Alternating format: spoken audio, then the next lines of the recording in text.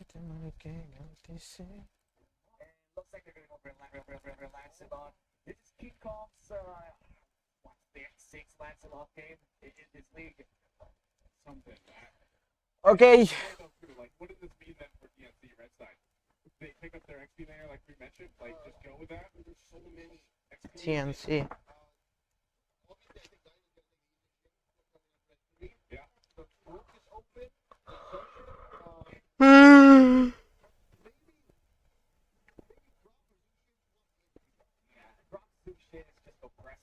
It's so good. Like that. So like the moment that the rock blocks the first few waves and maybe blocks the opponent mid laner, that passive just kicks in real quickly. Last two or next two picks here, and here you go, the Brock shot through. You get the armor, no, you go for the zoom shin, and Itu pun tarik kan. Macam mana ye guri jugula guri tahu beri pada. I don't know. 16, 17, and 18. It solves a way to go. No, it's 14. Just a rock and what they provide. So this is probably they're just gonna go the wise coast here to lock it in unless they're willing to.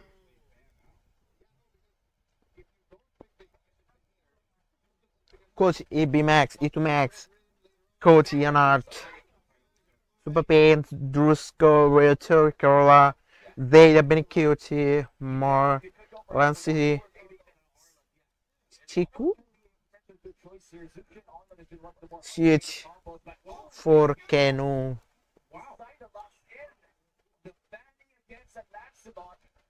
This interesting. I did not appreciate being low on the pick rate when you actually the real Fanny got for. That's true. But he wasn't there. Yeah. Midnight would fight tooth and limb to say it's Zaida. Yeah. Man, went full Justin Bieber mode there. That should be me. That should be me. Going out my cables. I'm really good at that. Hey, man, thank you. I've learned from you. I've learned from the best. Well, it's definitely Bantamweight Sunday here in MPL Philippines right now, and we're looking at a second banning phase. Overall, like Philippines, they're still looking for their potential roamer or XP laner and gold laner as well. I do believe that this Kimmy is no longer a flex pick by this point. Oh, gosh. I can't remember the last time I saw a Kimmy gold and say, hey, I'm so thankful that the Kimmy gold. Yep, that's insane. Happened to FSC and never again.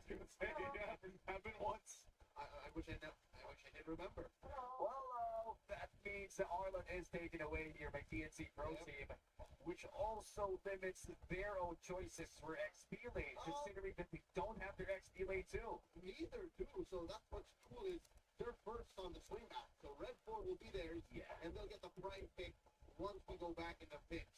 But looking at Onyx, I think they can still lock down on gold lane. They should attack gold lane. Oh, there you go. Still XP lane. Okay, never mind. It's going to be narrowed down, which is funny too because, like, Uranus and Esmeralda are open. Blue is there, but yeah, I think that would be echoed around if that ends up being the case. Now they start attacking gold. Yeah. Are they going to remove the carry here? Because most likely, if they don't remove the carry, it's going to boil down to Esmeralda, Uranus, and carry just locks them both in a bad way. The carry just, you know? Yes, he does.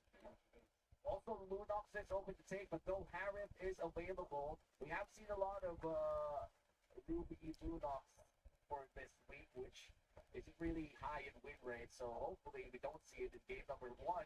On the Philippines on their last stand, are you going to take away the carry with Ben Cutie? I think the Granger's just as dangerous. Right. Carry the Granger's scary. Okay, Granger's down, so this is most likely just XP option. Yes, you have to. This is Uranus. Oh yeah, okay. It's going to be Uranus, which means that Onyx Philippines is so incentivized to go for that carry, but then again, you are looking at a Fanny too. Even the Croc can have a field day on you. Yeah. And even the Zusha, I'm telling you now, that's no joke. If they hit you with a Crimson Beacon and you stand underneath that thing for 2 seconds, which is again, your prime sweet spot of throwing light into dudes, you're going to get lifted up, smacked down to the ground, 6 under, and you take a nap for like 40 seconds. Hey man, I don't like forced naps. Hopefully they do get some shredder here that could be what? Who's forcing you to do that? When did you ever get forced to take a nap? Maybe like 20 years ago. 5 years ago. Oh wow! A debut Vic Brody coming in from Onyx Philippines. That's how you answer. Carol, Brody. I think this is the first time, I guess. They got it. Oh, Kerry. Oh, okay. Because they couldn't get the it's an official match. Of course, they're not gonna pick what is his name again? If he survives that, which is so good. He's so good at that. He's so good at laying low, just brewing a storm. That's true. And then coming out. This is the situation where I say you win the lane without the lane. Yeah, and hopefully he is able to farm up. He does have a fanny to exert some pressure over Kelra, so that early game advantage coming in from this Brody might not even make sense the moment the jungler comes in and complain. It's never going to be just 1v1. It's either nobody goes to gold lane or everybody goes to gold lane. And this is going to be match 1, game 1 of our best of 3 here. Once again, this is Onyx Philippines versus PNC Pro Team. A lot of the members of the past Omega see each other today and tonight in MPL Philippines Season 16. This is their first time seeing each other in the regular season. Okay, it has started. Let's go. Oh, it's a fast. It's a fast for the beginning. It gives you a fast. Yeah. Okay. In meantime, I'm gonna just do something. I need to message someone if you can if they are willing to collab with me after I. Waited so well. Like a lot of the times he was actually just because again Carry doesn't have the best range until maybe you pick up a Malefic gun much later. Then it helps a little bit. Fifth item. But even before he got that, he was able to go ahead and convert a lot of kills just playing around the team. And I think if their composition even here for this one is still going to allow him to do that, because you always kind of default to, okay, well, the best goal laners, it comes down to their micro in those situations. Well, Benny, as well as Kelra, both have that. So it's like, it comes down to them playing around the competition and the team that they have here. And Carry late game, man, is going to just kind of shred through anybody, And now Brody, being the fact that we haven't seen too much of Brody, could also be somewhat of a surprise here, depending on how the game goes for him. Yeah, we haven't seen Brody in the entirety of the season until now. And traditionally speaking, in terms of competitive MLBB esports history, we have seen a lot of Brodies against that Fanny. And most of the time it's going to be the boss call, but I feel like in terms of Okay, it has started. it's going to have to be the Brody, because even if the Fanny flies away, the moment that Tornaform memory registers on your face, that's it. Not to mention, PNC, their lineup, save for the Fanny, likes to stick around. So that means more stacks for the Brody to lock in and pull the trigger on that Tornaform memory to get maximum efficiency from. Early rotations here. Let's look at these emblems real quick. Keller has legal ability. Ooh. Get that Master Assassin on Benny Cutie, but Benny Cutie wants to fight back. They both have it. I mean, we have seen a lot of carries run this Assassin emblem in their tier 2. That Master Assassin allows for better laning phase. And to be honest, man, you kind of want to have enough damage to demand respect coming in from Kelra. Otherwise, Kelra is just going to freeze the entire lane until you feel like a frozen hot dog stuck in like the freezer for a month. I don't like to feel like that, man. I don't even have those frozen hot dogs in my freezer. I'm sorry, man. Mr. Healthy, man. I may have felt like that maybe once in my life. And it might have been a dream. Those are very vivid dreams, my friend. And now we're looking at the Infinix in-game equipment. Still not being built. We are looking at a lot of potential tier 1 boots already. And usually we see a lot Wait. of what we call newly built, where Mars, TNC Mars is like whatsoever. It's just going for in that turns just like that, like whatsoever. I'm just gonna go there and do it. That's crazy, right? I mean, yeah.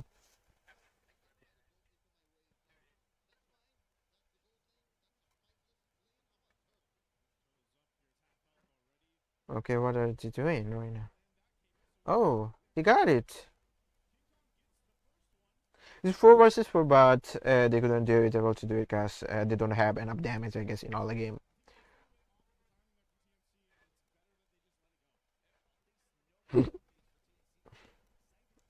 Mm.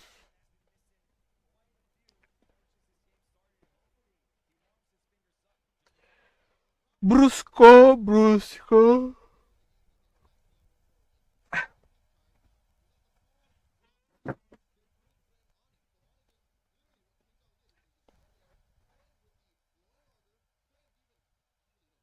Oh,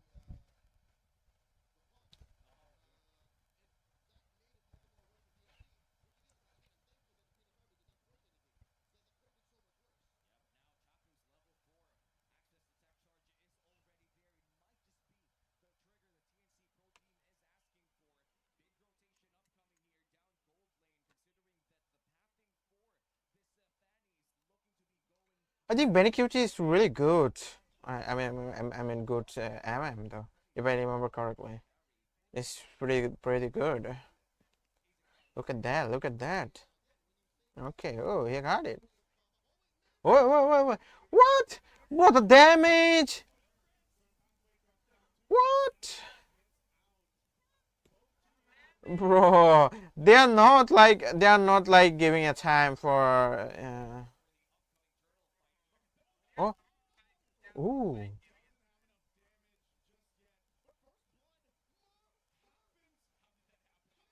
ooh,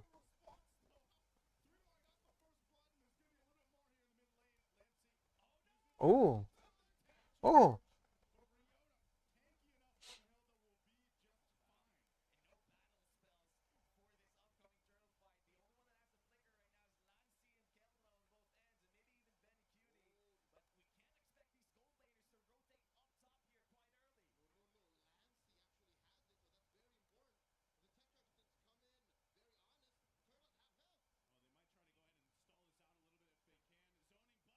oh,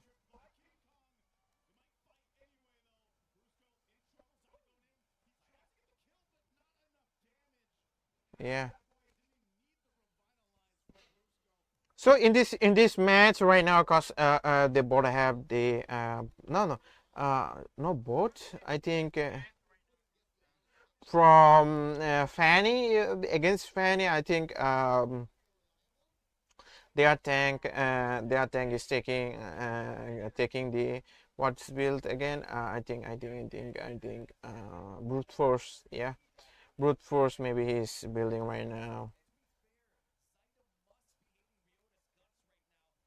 Okay, show me, brother. Ooh, yeah. Wait, what? You got to, bro. That's crazy. Damn, that's crazy. Like, what the heck? Ooh, yeah, he's gonna guard him because like two flip flops right there. Yeah,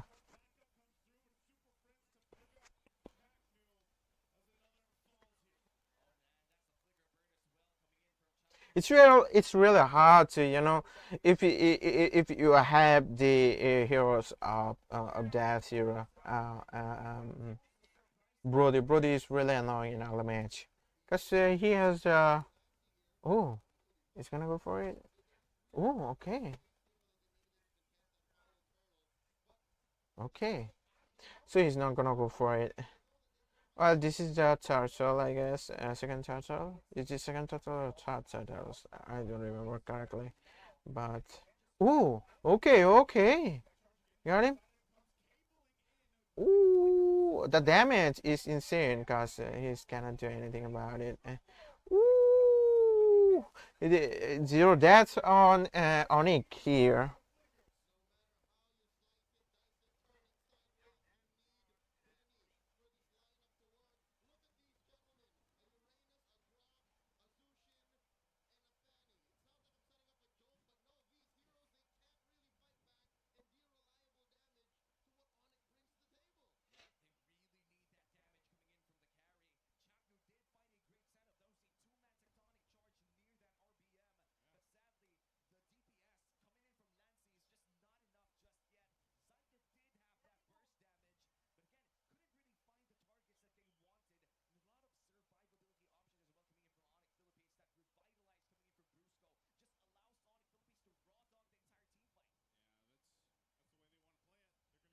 Oh. So that's just gonna bust it out right there. Oh, still they got the torrents though. That's a big win for them. Yeah, they are now giving the pressure of them. So, oh, oh, okay. Oh, damn. I think what I think is here, like in late game, the TNC might win this one, but in early games, yeah, they have a chance, better chance of winning. For because they have like I don't know, they have also Kimi though. Kimi marksman. It's not like Kimi marksman. Kimi as well as marksman, not full like fully mage one. Yeah. So I think that's what it's gonna be.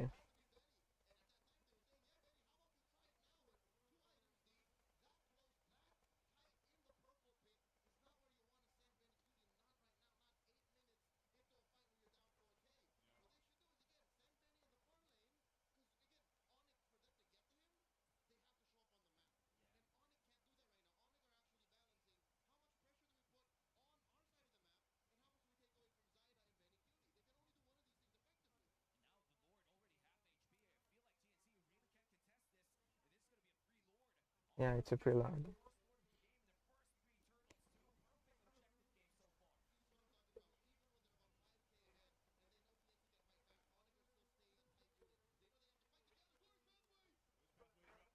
Oh,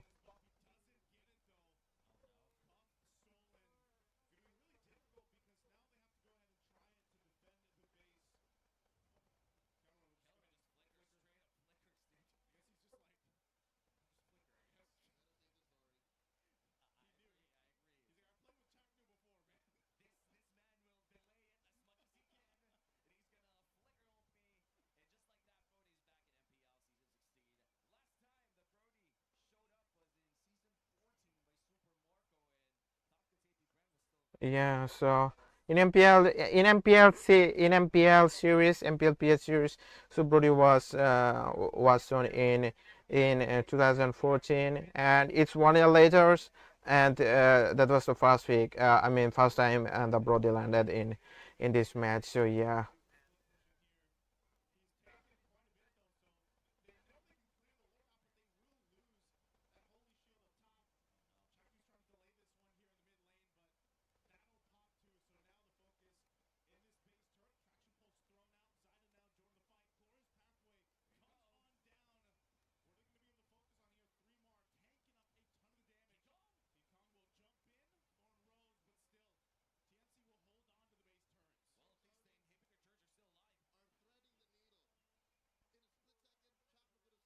Penny is going there, right? I mean, ooh, he's trouble. Yeah. Woo!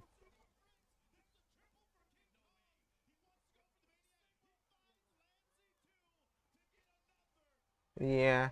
GG. Congrats, I guess. Congrats to Onik. It was a great match, though.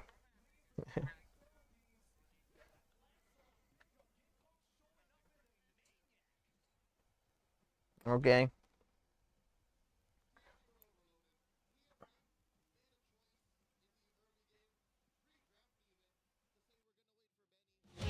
And I think somewhere down the middle, they said, we can't wait for Benny. And Onic made them make that choice.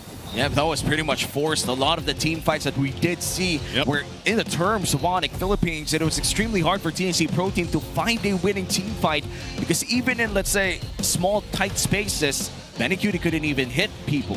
It's kind of crazy how fast I feel like the landslide happened there, because it seemed like, it wasn't too much. Yeah, some of the objectives went over, but, from King Kong, man, after this maniac that he got too, he was just able to go ahead and keep the pace, and the team really took off at a certain point.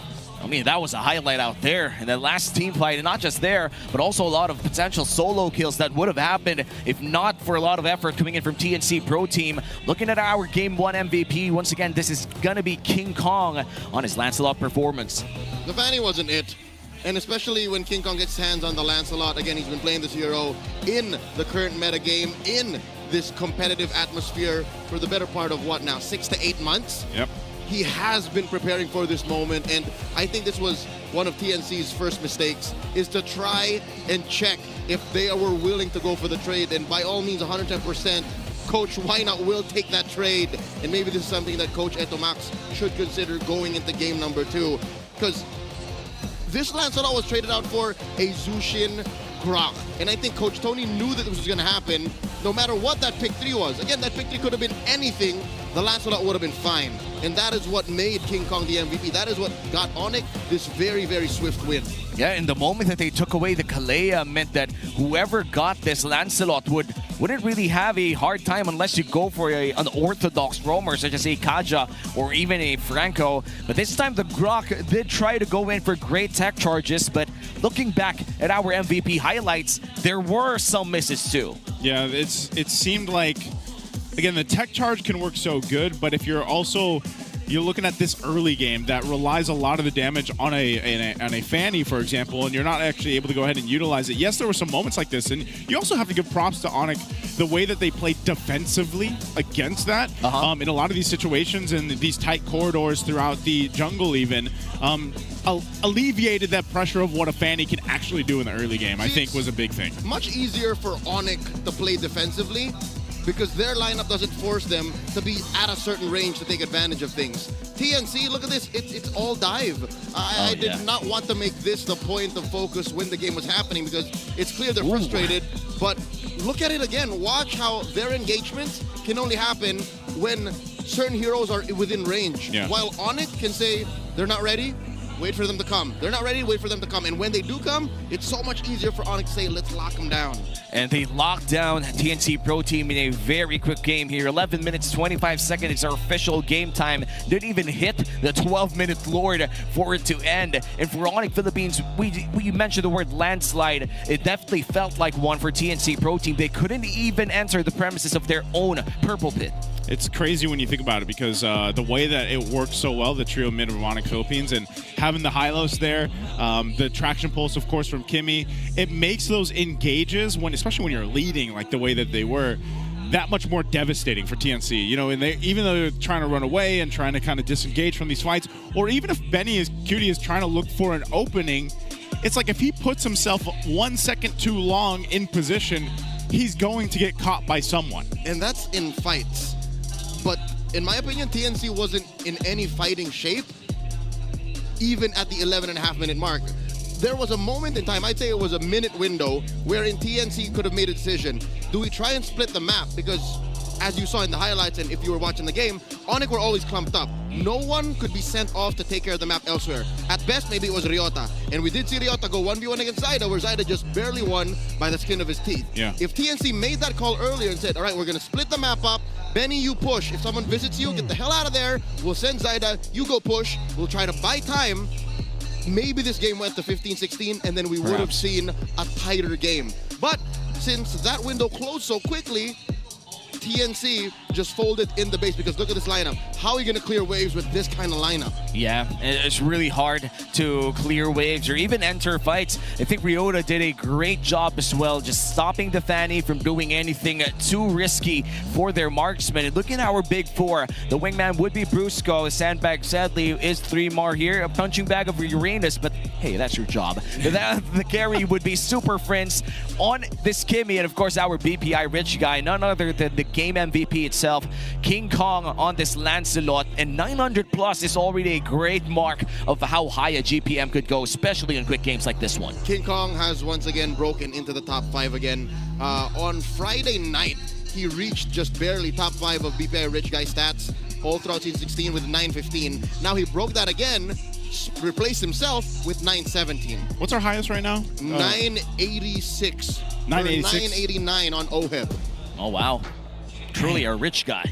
Truly a rich guy. Was that like a super fast? I can't remember. I can't recall. Was that a super fast game? 'Cause if you have a 989, Yeah. that's probably like an under 15, Pretty right? sure it was a Stampede. Yeah. Okay. Yeah, I mean, DLPH at some point, ever since they started that type of gameplay, it was always OHEB getting the biggest amount of gold out of everyone else. And for Onyx Philippines, now ahead by 1 game, you could say that they're really going back to that M Series form.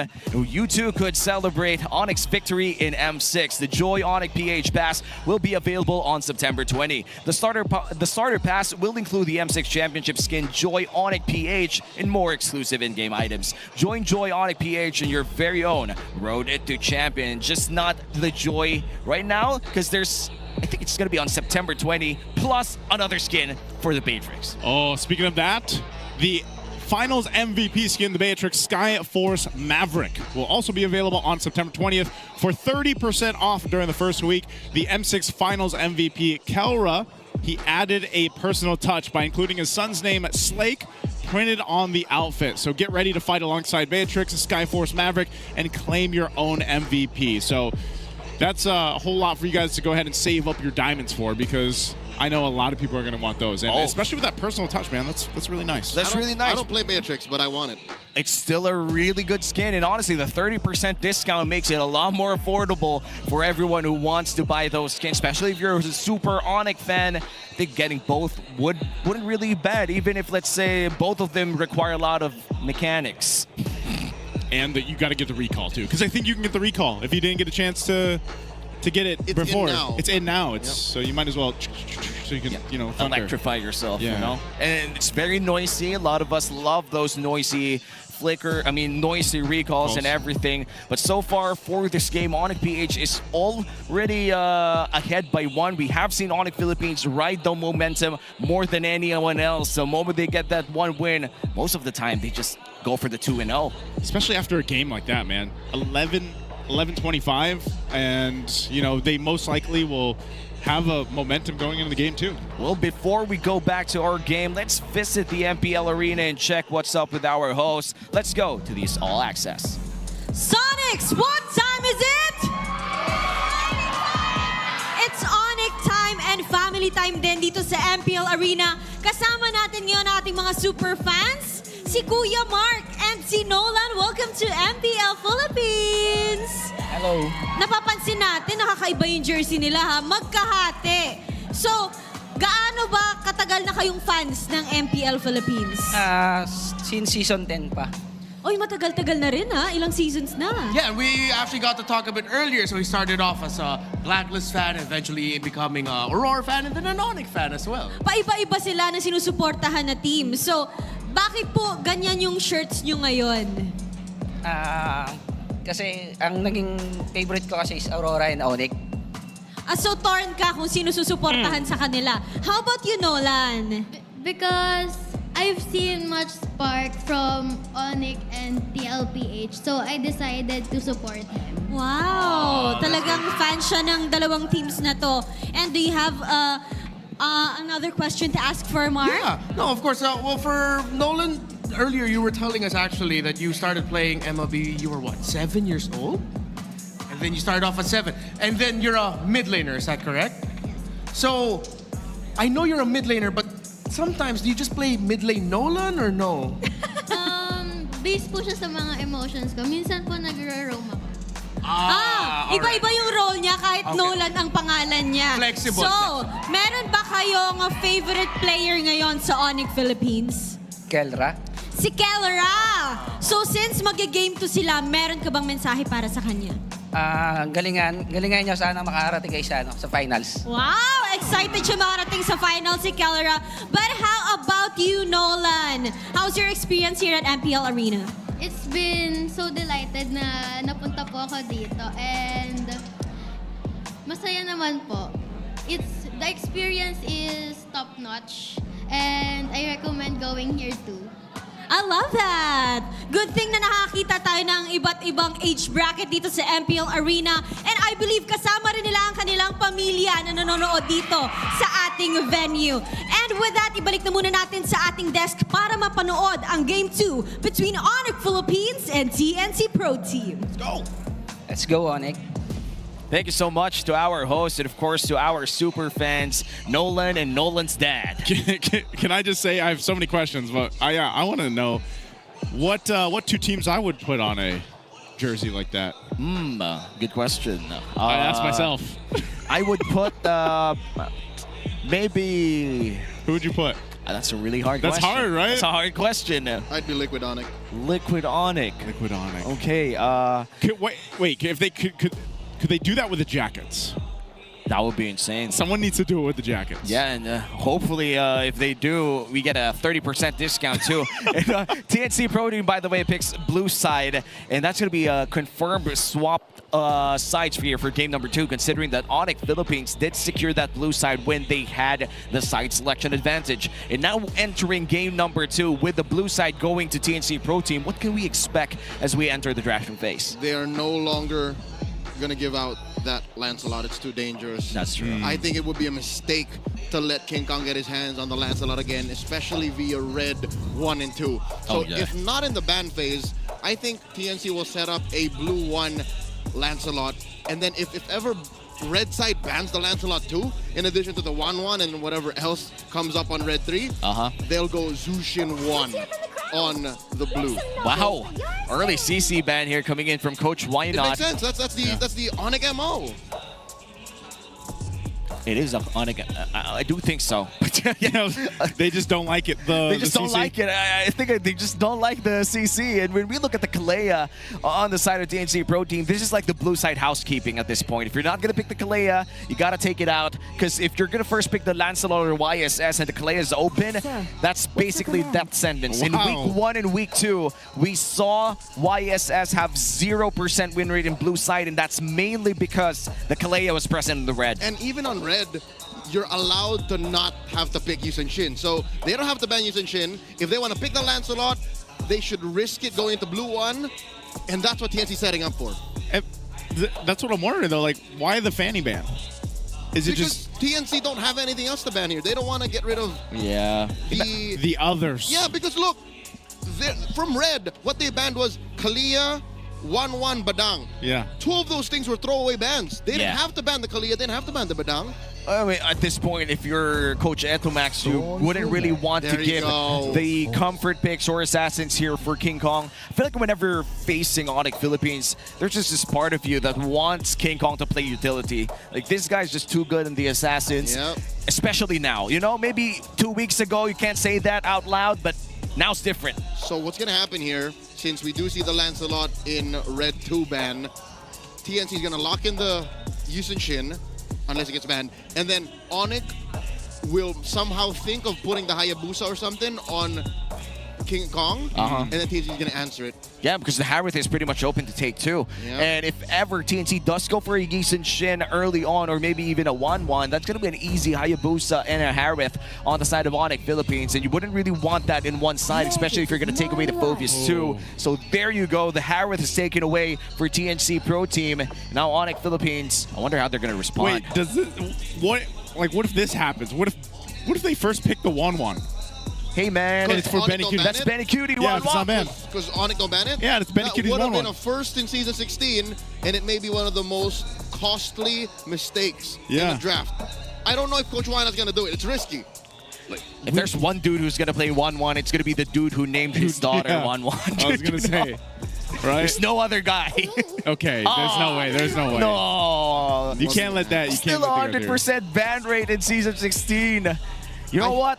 I think Tony knows that he just edged all of us. He knows it's like, I gotcha. He's also looking at Benny Cutie. Harith is so strong in the meta right now. Let's just nerf 1-1 again, right? Yeah. Like, we can just take that away. And now for TNC, lock in the Yisun Shin. Let's not play around. Yeah, this is most likely just... Do it, Mama Coco. You know you wanna. Come on, Zaida, say the word. There you go. Everybody's favorite Korean hero. YSS. Is YSS Korean? Yes, dude. Yisun Shin. Shin is the surname. Yisun. Wait, you know what? I might be incorrect. Let's not go there. It's a Korean name. It's a Korean name. Traditional Korean name. I think it's a Korean hero in history. Like, he's an admiral. Ah. Yeah. He's that's a what I know. historical figure. History lesson. Just like Lapu-Lapu. Lapu-Lapu is what? Our first president. And Paquito. And Paquito, our second president. No, I'm kidding. By the way, no. Lapu-Lapu. You're going to confuse people. Lapu-Lapu is not our first president. He's a tribal chief back then in during the ancient Datu Philippines. times. Yeah, ancient Philippines. You know? Yeah, I went to Philippine history. Yep. Yeah, pre-colonial times. Pre-colonial times, yes.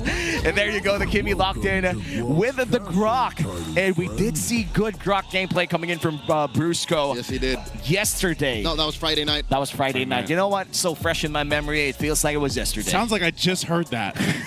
You said that. Yeah, I did. Darn it. Speaking out loud.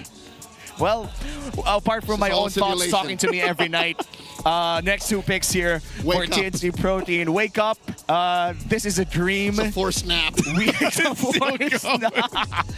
Sorry I triggered you. It's okay, man. That's a secret. I wake up, I'm already triggered. That's, forced naps are a secret, by the way. It's a secret technique. You don't know edamame? You don't know? Hey, man. What is edamame? I gotta Do you be guys honest. know what edamame is? You said it's the Onyx MO. It is. What is an MO? That's the modus operandi, all right? Yeah, oh. All right, thank it's you. what you usually go for. It's your plan of attack. That's what was the reason I was so silent, dude. I didn't know what MO was. This is dangerous. This is dangerous that they picked the Arlot blind without taking care of the Phobius. And what did I tell you? I hate how I'm so right. Minutes down. It's like I'm from the future. There's a Hayabusa. Dude, Yeah. where are those? Are you eating the Twisted Mind candy that Wolf was eating yesterday? That was big brain candy. Yeah, dude. he was eating the big brain These candy. are my leftovers. Dude, oh, man. Oh man, even leftovers are that powerful. And with that Hayabusa locked in for the side of Onyx Philippines, they're still looking for their potential XP lane and gold lane. And they're going to be taking away the Ruby, considering that with Yisun Shin comes the threat of double fighter lineups too. Right. Okay. There it is. They finally took care of it. Although, in my opinion, this is a weak blue 4 ban, and they just got away with it. This is just a vulnerability that they had to close up. And you know what? Knowing TNC, knowing Coach Etomac, seeing what he banned, this wasn't something that he missed out on anyway. So it's fine. It's fine. He's protecting the Arlet. There's the Hylos. TNC, I would not be surprised if they banned the Laps. Yeah, the Lapu-Lapu seems to be a very strong option here for Onyx Philippines. Ban the Laps. Maybe even the Uranus or Glue. I would say glue. Maybe the glue. I'm more afraid of the glue. Yeah. Especially with this one, because... Oh, they go to Lapu-Lapu. Okay. Yeah, that's our first president already out in the draft. No, that's not our first. That's some historical revisionism here. Onyx Philippines now on the red 4. They could potentially get their. I would say it's smart to get your gold lane right now. If you go for the XP lane, that would be the safer route. Maybe a Gatot Kacha. That's going to be the Uranus. So they go. Yeah. Interesting. Because then what is this? What is TNC going to pick up here? Especially gold lane. Are we going to see a fighter? Then is that what we're expecting? Oh, man, I don't think we should get a fighter considering that you're up against a Uranus. That's a Baksha Rome. Baksha Rome. And then, do you still carry? That's what I'm thinking. Like, yeah. I feel like you don't really have a choice here. I feel like Onyx Philippines wants TNC to play carry. Carry, Granger, Moskov are still open. Moskov is kind of hard to play against this lineup, yeah. This Grok. The Haya, Grok, and Uranus, yeah. Oh, not a lot of choices here. I feel like they're forcing the carry pick out of Ben Cutie. If he locks us in, it's... Okay, still going to go for the global passive. You know what? It's not going to be an issue if you're not going to face the Grok head on. But that's going to be the last lock-in for Onyx Philippines, the Granger against the Moskov. Is part of this also just because of what you mentioned earlier, Leo, where you're like, you know, they... Like, TNC could have tried to play the map a little bit more. Now the Moskov allows them to do that. Which is, again, much like that Phobius ban in Blue 4, it feels reparative. It feels like it's trying to reconcile something that went wrong prior, and they're doing it after the fact, which is okay. Again, I would rather you do this than just blindly go and force certain strats. So I appreciate that they're trying to buy back parts of the map. And in my opinion, I don't think it's overkill, because sure, you have global vision and, you know, a solid way to buy time and get better engagements with the Mountain Shocker, but also you can go 4-1. I agree. But that Moskov pick with a 4-1 plus the Mountain Shocker allows for really good macro plays come late game. But early game, it should be a different story here. Once again, this is our first match of week number 4. TNC Pro Team versus Onyx Philippines, where Onyx Philippines already secured that Game 1 victory in less than 12 minutes. Will the story be different now as we enter game number 2? Lancy playing back-to-back Zushin games. Yeah, maybe he wants another crack at it here. You know, it was a difficult game that they had in the previous one because even so, they were trying to play into that Fanny, right, and have that early damage, but you know, you have all this utility. Lancy, whoa, quite low, holds on to the flicker though. Wow.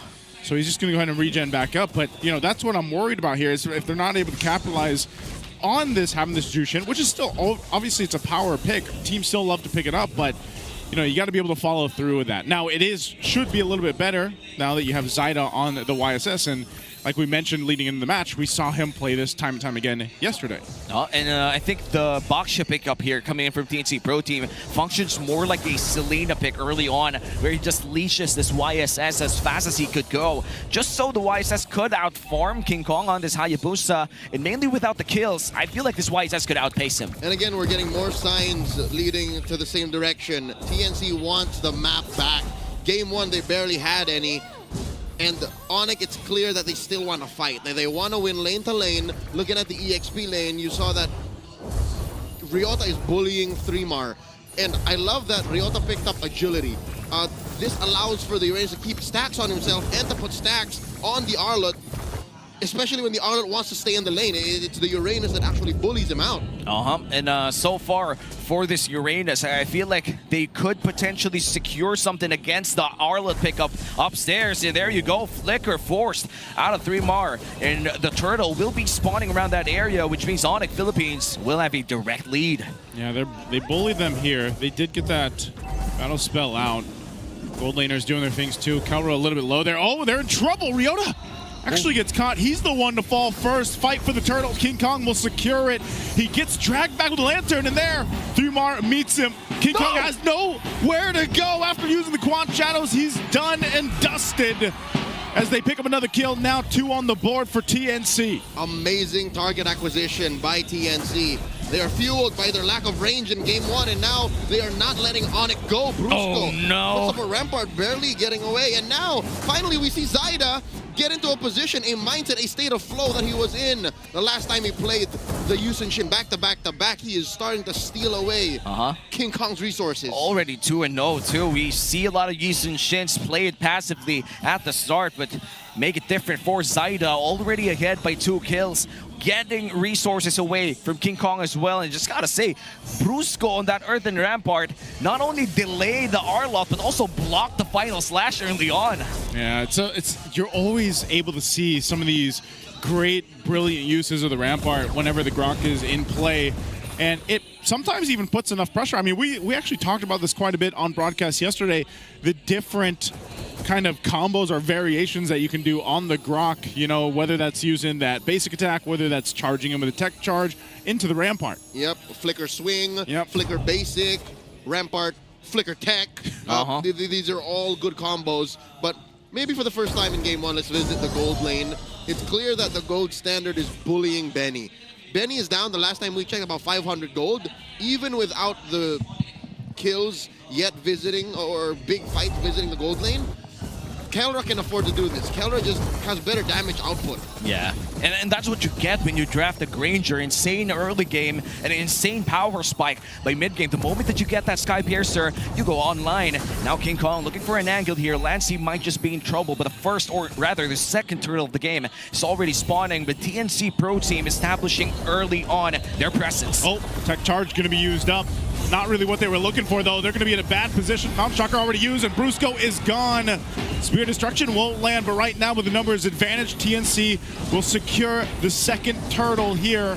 Kelro will get spotted out too, so there's not much that can happen. So there it is, another objective for TNC. Clinical and diabolical. Zyda held on to the stun of the Mountain Shocker up until he only really needed it, and no Shadow of King Kong showed up, so he never had to use it. He knew that Brusco was going to die anyways. Beautiful take by TNC. And not just that, looks like they're going to go for the purple too, but Chapnu forced out. King Kong going in, but he just wants his purple buff. 3mar's gone though. Kelra picking up a kill. They burned the flicker from Lancey. They fought for the purple. They secured it for King Kong. Oh no, I feel like that's the first misstep coming in from TNC Pro Team, and Super French still exerting so much pressure against Lancey and Ryota now, at least around that mid lane too. Onyx Philippines, despite having or maybe losing out on the first few fights, they're acting like they're owning this game. They finally got the Sky Piercer after Kelra got that free kill in that turtle fight. So, you know what? K Sera, he's still up by about 600 gold now. Ryota's in trouble. Ryota pops a Consecrate. Oh, wow! Final slash finds two, finds King Kong as well. Will quad Shadow on out. He's going to be fine. That could have been way worse for Onyx, but right now TNC, you know, utilizing what they can. Can they make a play on Kelra too? Chaknu's been there for a while. Not going to happen. I think Kelra knows. Oh no, here they come. Kelra knows that Chaknu is not in range. Oh no! Here's the kill squad! Making their way. There's the traction pulse. Benikuti trying to sidestep it. He'll get taken out in an instant. And now Chaknu popping the poisons. He's going to be fine. But look at the pressure now in the mid lane. They're going for the turret. And that's going to be the turret going down. Brusco about to make a play here. Earth and Rampart is available. Here comes Tectonic Charge on one. Goes in with the tech charge. There's not much damage here, though. That's the problem. King Kong might jump into the back line, but no. Brusco falls instead. Not much there for Onyx Philippines to take. No, I feel like the tech charge angle was already a bit too late. Now Ryota, is he actually going to escape this? I feel like no. 3marTZ currently on fire. That's back to back to back. Final slash is just landing on more than two. 3mar is on point. I love how he holds on to that final slash, the way that Zaida holds on to the Son of the Mount Shocker just to get more targets. And Ryota, I think at some point, whoever builds that Dominance Ice or that Halberd first, that Uranus will be no longer a threat. TNC, this is a 600 gold lead, but when you watch the game, it feels like it's a 3,000 gold lead. Yeah, and this 1K gold lead coming in from TNC Pro Team could really be felt the moment that they group up and try to find kills. But it looks like for Onyx Philippines, they have to stop the bleeding for now, and Benikuti is still farming up on this Moskov. We're yet to see the macro advantage that TNC has. Meanwhile, for the power spikes, Onyx Philippines should be online by right now, considering that they have the Sky Piercer going to that Malefic Roar on Kelra. Well, we're yet to see a winning team fight coming in from TNC. Yeah, TNC's been able to pick things here and there. They've got their objectives now. You know, they got the one turret, the two turtles down. But again, with this kind of lineup, you have a couple options. You can continue to go ahead and punish with this combination of having the they go in anyway. They find King Kong. A great play and information coming out from Chaknu. All right, it's clear that TNC have found the zone. They found their state of flow, but I'm hoping that this newfound aggression and focus on winning fights doesn't take over the fact that they invested in the map via the draft early on in the game. And slowly but surely you're seeing their losing grip of the map. They've only pushed one turret compared to Onyx who's pushed two. I think they need to make the most of this gold lead and these fights they're winning by converting much, much faster. We could see that they've been trying to pin down King Kong again and again, but it seems that 3mar is just proving to be one hell of a frontliner for TNC Pro Team. Couldn't really get past through that Arlot without the threat of having a final slash onto 2 or even 3 from time to time. Onyx Philippines now hiding inside their own jungle, maybe even able to take their own buffs for now, as the Lord will be spawning 20 seconds. Onyx Philippines, they've stopped the bleeding for now, but the Lord is the next big objective. I wouldn't be so worried about Onyx buffs just yet. I think the fact that now they've lost their tier 1s opens up the problem. So now it's about 50 to 60% hitting critical mass that they might start losing their buffs. When TNC starts getting through your second tier, then that's when King Kong should start sweating. I wonder how big that gold lead between Zaida and King Kong is right now, because that is what's causing all this pain for the Super Fam. I feel like we haven't even really seen a full-on 5v5 just yet. Here's come Distraction Pulse. Ryota pops the Consecration as well, able to regen all of the damage instantly. And I feel like we wouldn't really see full-on 5v5s unless the SOD lands in a crucial team fight. Yeah, part of that is, you know, Onyx, they kind of have to really choose their battles here. Benikuti is going to continue to be on the opposite end of the map, which is exactly how you expect that Moskov to play. And for Onyx, they can go ahead and delay this as much as possible. Again, just trying to grab what they can here. I guess the best thing for them is that Kelra hasn't gone down. He's farmed up. We take a look at how much gold he's got. He's got a good farm up, but look at the difference between the junglers. There's your answer, Leo. 2,000 gold. And here we go, Mount Shocker starting it up. They're going to go for it. Chaknu trying to zone them out. They're going to find Ryota. They drag him back. A final slash going to be used as well. Ryota can't get away from this. He does flicker out, though. But now the rest of the team joining the fight. King Kong looking to go for 3-mar. They back off the Lord. So everything thrown, but TNC still in control. And just a flicker bird as well for Ryota and Lancy. Make that 3 for 3-mar 2. A lot of resources burned in that entire fight alone. Mostly for TNC. So I'll count that as a technical win for Onyx, and that's why they are so gung-ho on taking this Lord. Well, we'll see if they're able to get it. There's a tech charge, able to find 2, but Benny Cutie will find Ryota, but King Kong gets the Lord instead. They're trying to disengage from the fight. After getting the Lord, they'll have to sacrifice Brusco, the 1-for-2 trade with the Lord for Onyx Philippines. And now the question remains, could Onyx Philippines use this Lord? That's what I was saying. Even if they couldn't use the Lord, they can use it to equalize. The fact that the waves are empowered and that there's a massive Lord marching through one lane, Onyx can recover, regroup, and try to gain back parts of the map and then go from there. Again, look, that 2,000 gold lead for Zyda is still there, yes, but they have failed to address the problem, the golden problem. Kelra is still way ahead of Benny. Yeah, and it's 3-0 Kelra too. The damage starting to pile up. Maleficro already built and Chaknu already hurting in the face of the Rhapsodies. Wow. And he's not going to be escaping this. Man, they dragged him back with a traction pulse. They knew they had a target and they went for him. Kelra gets another kill on top of it. So yes, off that first Lord, they'll get a tier 1 in the mid down. That's currently 3 stacks on that Sky Piercer. So you're looking at, what, a 35% threshold? You hit it at max, it's over. You're going to regret that you ever let that Ranger breathe. And now watch how they did this, all right? Brusco was key here. Brusco ruined too much of the back line, and they forced Zyda to, I don't know if it was panicking, but one could assume that that wasn't the ideal time for him to throw that Mount Shocker, and that ruined the entry into the Lord take. And look at this. This is more than a recovery. This is Onyx coming for a full-on clapback. They push top lane and mid lane tier 2. And cuts the gold lead back to 800. Less than 1K for TNC Pro Team. Good as gone. Good as gone, honestly, entering this 12-minute mark. Win of Nature picked up, however, for Benny Cutie. This is going to be very crucial against King Kong and Kelra. The Genki connection thrives on physical damage, and a Win of Nature and Benny Cutie allows for 1v1 setups in the opposite lane. Yeah, even with that, Kelra, like you said, despite his stacks, you know, he's got the Malefic Roar there. He's got a little bit of defensiveness, too. He's got the Halberd. He's got that. And look at this. You know, he's pretty stacked up. So if you're TNC and you're seeing this, you're going to be like, how do we get to Kelra? How do we deal with this? And, you know, they have Benny Cutie. Benny Cutie is part of that equation. He's done great farming up, too. Yes, he's a bit behind Kelra, but he's still a threat in terms of the damage. And also is... if 3-mar catches someone with a final slash, like, they still have favorable team fighting here. Let me say this. Benny Cutie is more of a threat to the map than to actual fights. That's true. So that's why now maybe TNC can leverage that, especially since this gold lead is almost non-existent. Send Benny where Onyx is afraid to answer back, nor rather send Benny where Onyx can't answer back and force them to split up too, because Onyx lineup is strong. Oh, there's the final slash. That's what I was just talking about. They find King Kong, they find Ryota. That is massive for TNC before this Lord. I was just saying, Onyx can't fight when they're not complete. 3-mar finding a potentially game-winning play here for TNC Pro Team, and essentially secures them the Lord too. TNC Pro Team grabs control once again of this game. 13 minutes in, that's Zyda securing the Lord. It seems that they're gonna fight for this purple too. Okay, that is huge for TNC. What was that? Onyx Philippines will try to hold on. A final slash going to use again. They pop the Wind of Nature on Kelra. Kelra trying to get some space, but he's dragged back.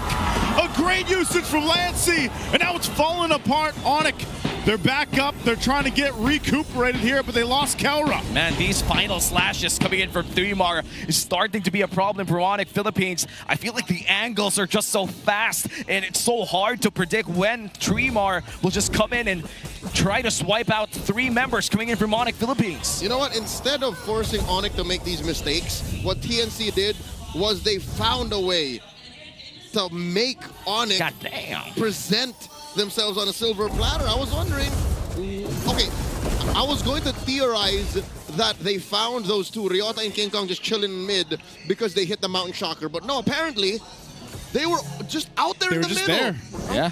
They were clearing out the wave, doing what they have to do before that Lord. They were just merry men, just clearing.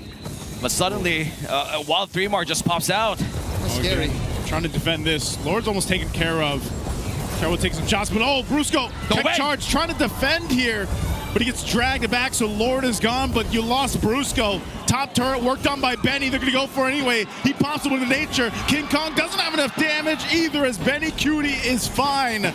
We'll take that base turret in top of Onyx base. And I feel like for TNC, the play just could keep coming here. 3-Mar does have that flicker. We'll see if they can end it here. Mid turret's going to be worked on. 3-Mar jumped in with the flicker again. Didn't find what he wanted, so Onyx will lose the last base turret, and that's all TNC gets, but now with a massive lead in favor of them, 7K ahead.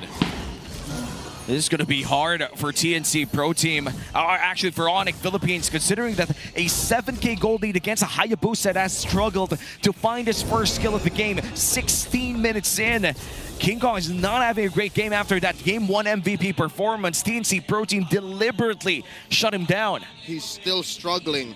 And what happened in that top lane situation, Benny Cutie stepping up to King Kong. If King Kong stayed for about half a second longer, he would have been dead. And that might have been an end angle. So now TNC, what they're going to do is play for this final Lord.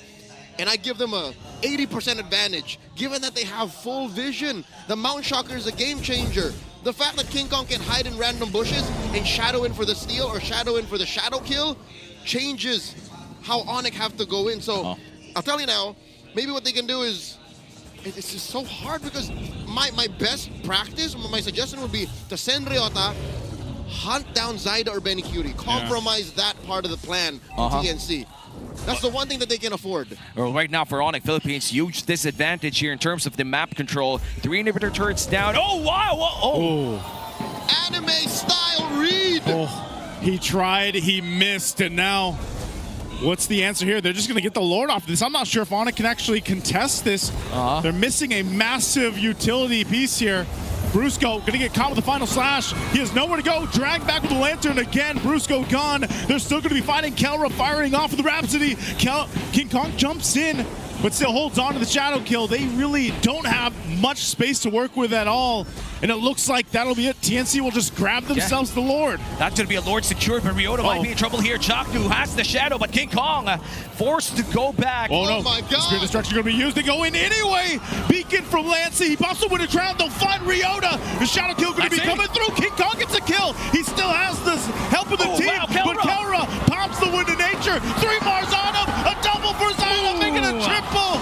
He'll show him who's boss. And now they'll focus on the base and take us to Game 3.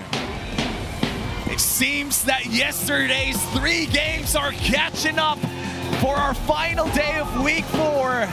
We're going to Game 3 in our first match. The Mount Shocker's stun AoE is huge. I don't know if you often see it, but in that clip, wherein Zyda held onto it to the very last minute, or the very last second, showed you just how Onyx thought they got away with it and they could retreat and heal back and then try to defend. They said, nah. They literally caught 2 of the key heroes in that engagement, ended it. What a nice way for TNC to extend this series too. I feel like for Brusco, if that RBM engage came in clutch, that would have been massive for Onyx Philippines. And he went in for that Ghost Bush. I call it the Ghost Bush mainly because you don't really see it coming. There's like a ghost wall in the middle of RBM for that range for the Grok ultimate, but it didn't work right now because our MVP for game number 2, 3-Mar,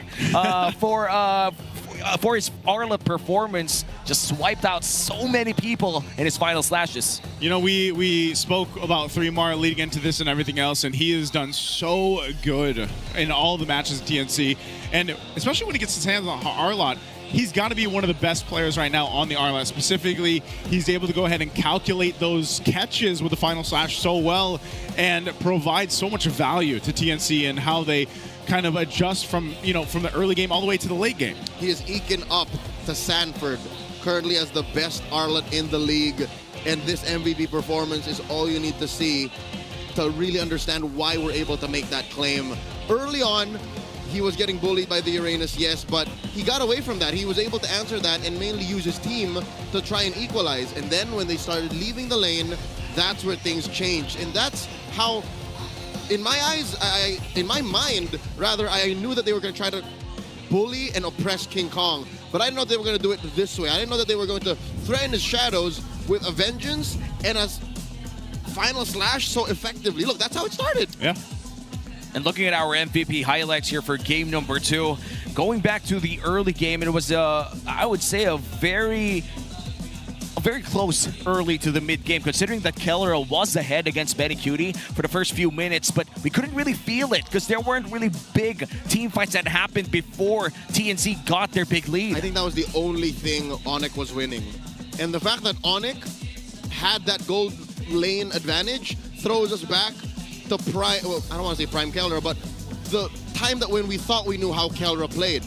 His older teams, Execration, Omega, they were fine as long as Kellera was okay, but this is a new age. We are in the new era of MLBB. You can't just rely on one hero, and even if King Kong did eventually get some damage on, Kellera could not be a tentpole, not with the way that TNC drafted and played, and 3MAR was one of the ways that they made sure that even if Kellera were standing, it would not be enough. What I really also liked, and this worked together with 3MAR, was Chaknu on the box shot. I wasn't actually expecting that box shot pick to come through, but it played so well in the part of providing vision, just being in the face of Onyx Philippines multiple times, especially King Kong, to the point where King Kong couldn't even try or an attempt early on to even steal an objective because Chaknu was usually there. So again, this was a really good synergy between Chaknu and also 3MAR working together to make this whole lineup really work. And, you know, so to speak too, like Zyda playing the YSS again after playing it 3 times yesterday. He played it just as well today here in game 2. And Lancey also showing up. Even if he struggled on this Zushin from last game, this was a completely different setup. He had people soaking the damage for him. The vision was present. 3MAR was more proactive. I feel like it wasn't a problem for last... they did have those elements in last game, which meant that Lancey had to make his own plays for himself. But this time, very different game here for TNC Pro Team. It was a 17-minute, 55-second game. One of the more longer games that we've had, considering that our average game time right now is 16 minutes. Yeah, adjustments were in check for TNC, and what some might say were repetitive, me included, I see now as just finding their footing. And with this kind of lineup, they were better able to answer the map, better answer their lane matchup, and better get them into a position wherein they were ahead, and TNC is just much better ahead. I'll say that now, they're much better ahead. When they're trying to catch up, it's hard for them to get their cores back online. And when they're ahead, even their cores play like they're not cores. That's why 3MAR is so good in this game, because Benny was fine, Zyda was fine, and that means 3MAR can shine.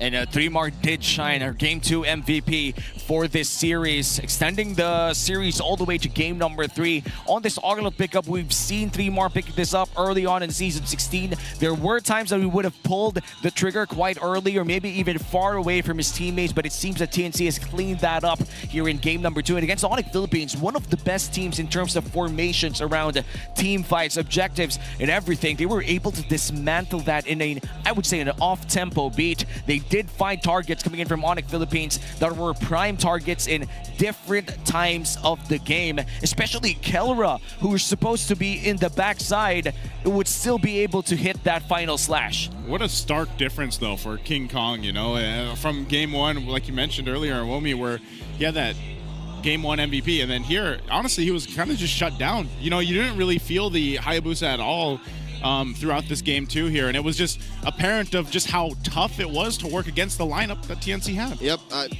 I think shutdown is the right word. It's not that he played bad, it's just he couldn't play. Yeah, that's TNC true. put him in this position, and that's how our rich guy flourished. Zyda is the BPI rich guy at 865. I think I mentioned this when he played yesterday. Yeah, I mentioned I think he also got a GPM that's around the same, if not lower, like 700, 780, 800, like low 8s.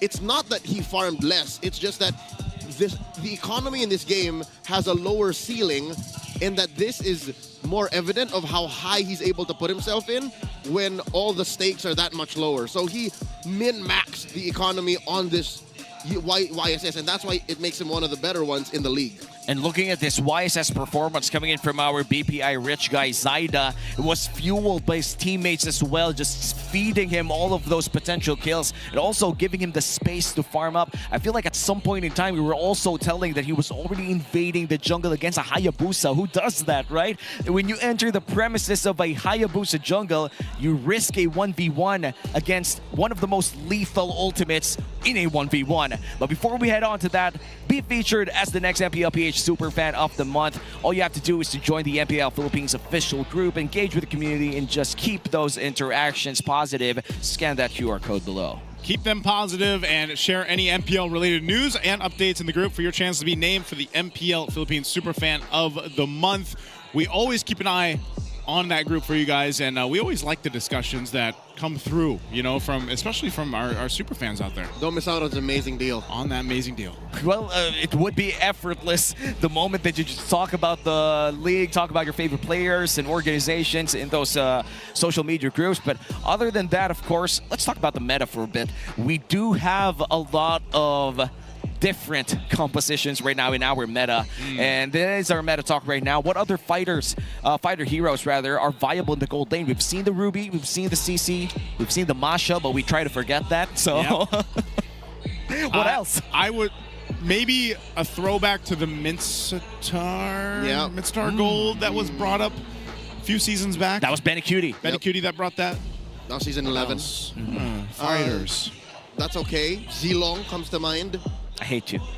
But no, I love you, bro. He's one of those heroes that if you let him get out of control, he's very hard to stop. Yeah, that's true. And also the Argus played by Benecutie too. That was something that we've seen throughout the MLBB esports history. But if you were to request a hero, what do you think would? I'd say Benedetta. I'm a Benedetta guy. Benedetta Gold? Benedetta Gold. I'd say Bane Gold. Bane Gold. But Gord Gold. No? I've actually tried it before. Maybe he's not a fighter. Did you get reported? Fighter? I barely even know her. No, I didn't get reported because I was a 5-man stack. I know him. I would report you. But I was a 5-man stack, so why would they report me? Because you played Gord and Gold. Because I told them, boys, I got this. Did you? Did you get this? Yeah, we did. Okay. That one time. The one and only time. All right, so if... Not recommended, by the way. If you were to choose a fighter... what would you put in the gold lane? Fighter, no. Fighter? So I would probably, oh man. I'm a fan of Argus. I like Argus. You like Argus? I would go with Argus. I like it because of the Darth Freya Vader. Gold hasn't been introduced in MPL yet. Nope. RG is filled with Freya Diggies, and at some point in time, I think like 6 months ago, it was the top strategy in Mythical Glory Plus. It was cheese. Freya Gold or a Freya Jungle, as long as it's paired up with a Diggy. But right now we're gonna look at the meta tips from Keller himself.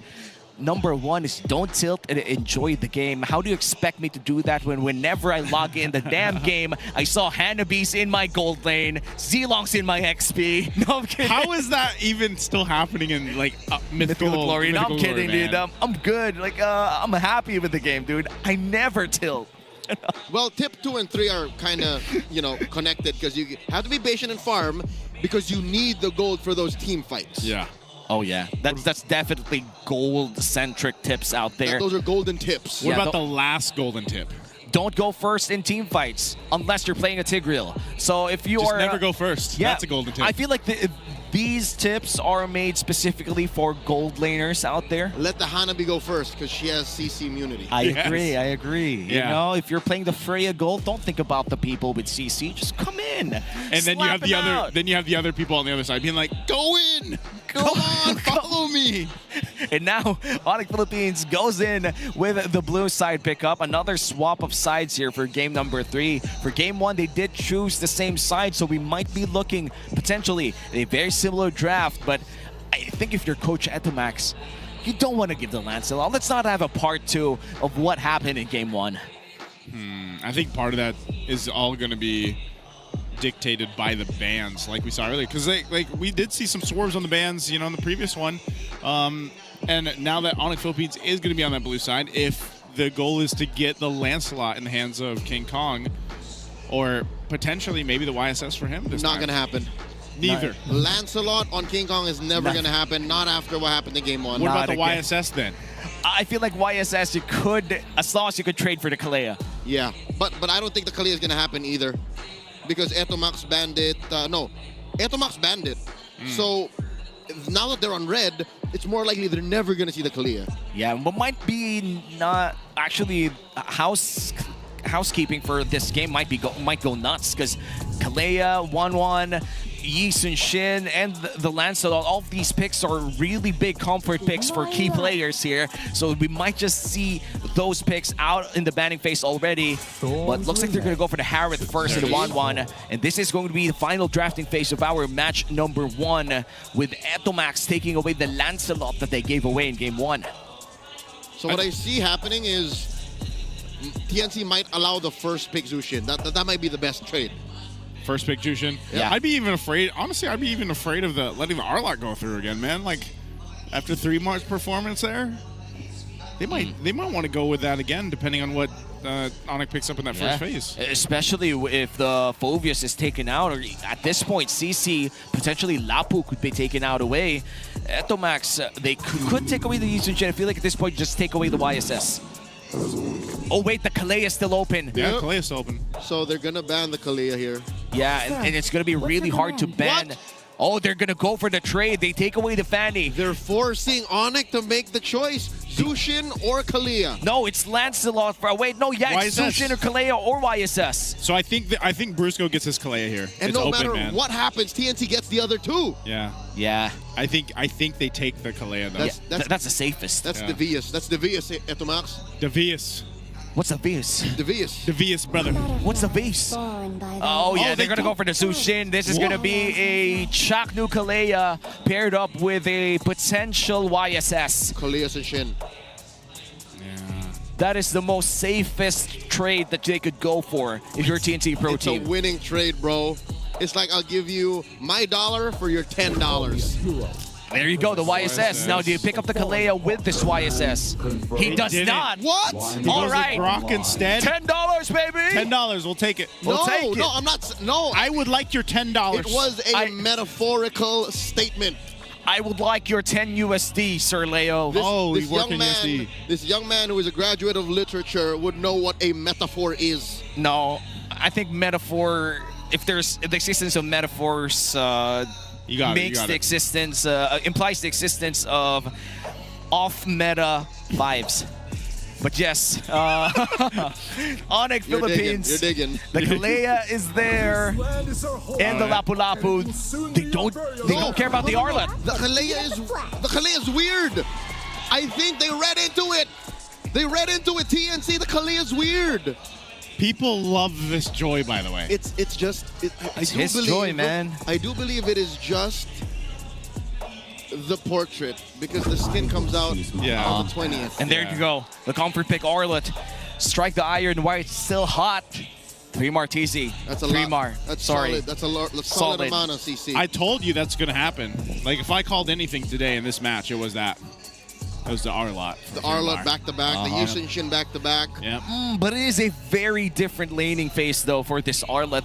In game number 2, he was up against a Uranus, which meant 0 kill pressure against this Arlet. But now against a Lapu-Lapu, he can't afford losing those Crab XPs quite early, considering that this Lapu-Lapu, the moment he hits level 4, that's almost a non-trade for an Arlet if he's able to spam those CC immunities. Lest you be buried in value. Here's that Hylos banned by TNC. They want to win round the Ruby as well. They're still open to the fact that there might be a gold lane fighter amongst TNC's lineup. Oh, yeah. What is Lancy to play? I don't know, Lancy still has... Kagura, I was going to say Kagura probably. Yeah, Kagura is still there. The Farsa is still an open pick. Love is in the air in MPL Arena. Last ban here for the side of Onyx Philippines. They take away the Moskov. And now the options for gold lane is down to... Granger. Still there. Granger. Would rather Granger than Kari here. Yeah. Granger. What a cloud. Now, do you get Kari. the Farsa or do you get the Kagura? The Selena is also available to take, but then again... I was thinking the Selena earlier, but I'm like, I don't know. With this, maybe the Kagura, man. Yeah, I think I'm a big fan of the Kagura here because Selenas are very susceptible to Joy. To Joy, yeah. That was the main concern. So, But the Joy also... No, never mind. You know what? When you hit max stacks on electrifying beats, traps do nothing to you. yeah. Yeah, the healing comes in clutch too. Oh, wow. This is a TNC special. I think TNC has played a lot of Auroras across multiple mid laners. This is in their DNA. To play Aurora is to be of the Phoenix. It just doesn't make sense because They're on fire, and she's ice. Is that what you're going to say? yeah, thank you. No. I think the reason why it doesn't make sense on a meta scale too is she's a utility mid. And she doesn't, and the Lapu Lapu just doesn't care about what he does. Like, she can throw that Frigid Glacier on top of her and she would still be in trouble. Yeah, and I feel like this is mainly just to counter the Joy. It's extremely hard to play the Joy the so moment niche. it is very niche, but it is an answer. I would have rather the Grandeur. I would have rather the Grandeur here, Red 4, but instead Kelleher gets it. What is... Is he going to go carry? Cloud. I'd rather the Cloud, man. The Cloud instead of the Kari. The Granger kind of... I mean... The Kari kind of dangerous. That is the Kari. Oh yeah, it's Kari. That's Kari. Okay. Now that he's running the carry, I feel like firing at? I feel the like Lapu, the Gatot, and because you're gonna die to the Joy. yeah, and if you run a Purify here, you're gonna be very susceptible to the Zushin and the Joy. So I feel like even if you'd like to have a Purify in this matchup, you gotta get that flicker. I barely even know her. Same. I walked right into that. Yes, you did. I walked right into that. But yes, now we're walking right into game number 3 in this first matchup of the day. Once again, TNC versus Onyx Philippines. We've seen Onyx win very quickly in game 1. Now TNC Pro Team in game number 2. Let's see in game 3. What I like about this Aurora pick is it might be yesterday's Chip Claude. It might be the hero that none of us asked for. Yeah. It might have even memed to some extent, but it might be what makes this lineup work. Well, we're about to find out as we enter the Land of Dawn for whoever wins this game number 3 gets to the point between Onyx Philippines and TNC Pro Team. 3mar was impressive in game number 2. Game 1, King Kong was oppressive to the entire TNC Pro Team. Now we're going to head on to a short break. And this is going to be a big game for TNC Pro Team considering that this will be their last game for the season. And a win here could potentially put them within top 4. Last game of the season. I mean, last game of the half season. I was gonna say, whoa. My bad. Half Well, season. True, because let's be real here. Things are gonna be changing. Oh you yeah. know, for our second half of the season. Project next week. Something's coming next. Yeah, something's coming next. You know what? I'd like to see the river expansion in the future. You know. Yeah. I would like to see some walls get broken. I would like to see someone traveling on a cloud. I'd like to see more bushes around the Lord. I wonder if this is how it happened. Like there was just a personal wish list. And then they were like, I think you know we're what? only allowed to wish for 4 things. Moonton HQ. Yeah, Moonton HQ. And they're like, you know what? Yeah, it's about time. Maybe. I like a new hero. You'd like a new hero. You Obsidia. know Obsidia. What is that? You know, I like the passive name of Obsidia. Return to bone. To bone. To bone? RTB. Return to bone. What does that mean? I don't know. I don't know. But it makes you feel something. It's provocative. It's provocative. Return to bone. And now we return to game. Onyx TNC. This is going to be Zyda's back-to-back YSS games. Impressive in game number 2, but this is in different context. They do have a lot of crowd control up early. And look at this. Ryota did lose a lot of HP out of that trade. Yeah. Looking at how this is going to play out, too. You know, I like that Lancey has even the Rupture. Like, it's just a little bit of extra burst because I just feel like Aurora doesn't do that much. Yep. But maybe the idea here is also playing into Chaknu's Grok to a point where you can say, okay, he gets a tech charge off, or maybe you set up with Lancey with the Frigid Glacier and then they can work together. It's chain CC, and I think I get it now. I just need to see it in execution. The damage that she deals is deceptively good, like an Eve. You know, like she can let through these spells back to back to back, and next thing you know, like, oh no, Super Prince isn't ready. Super Prince can't fight.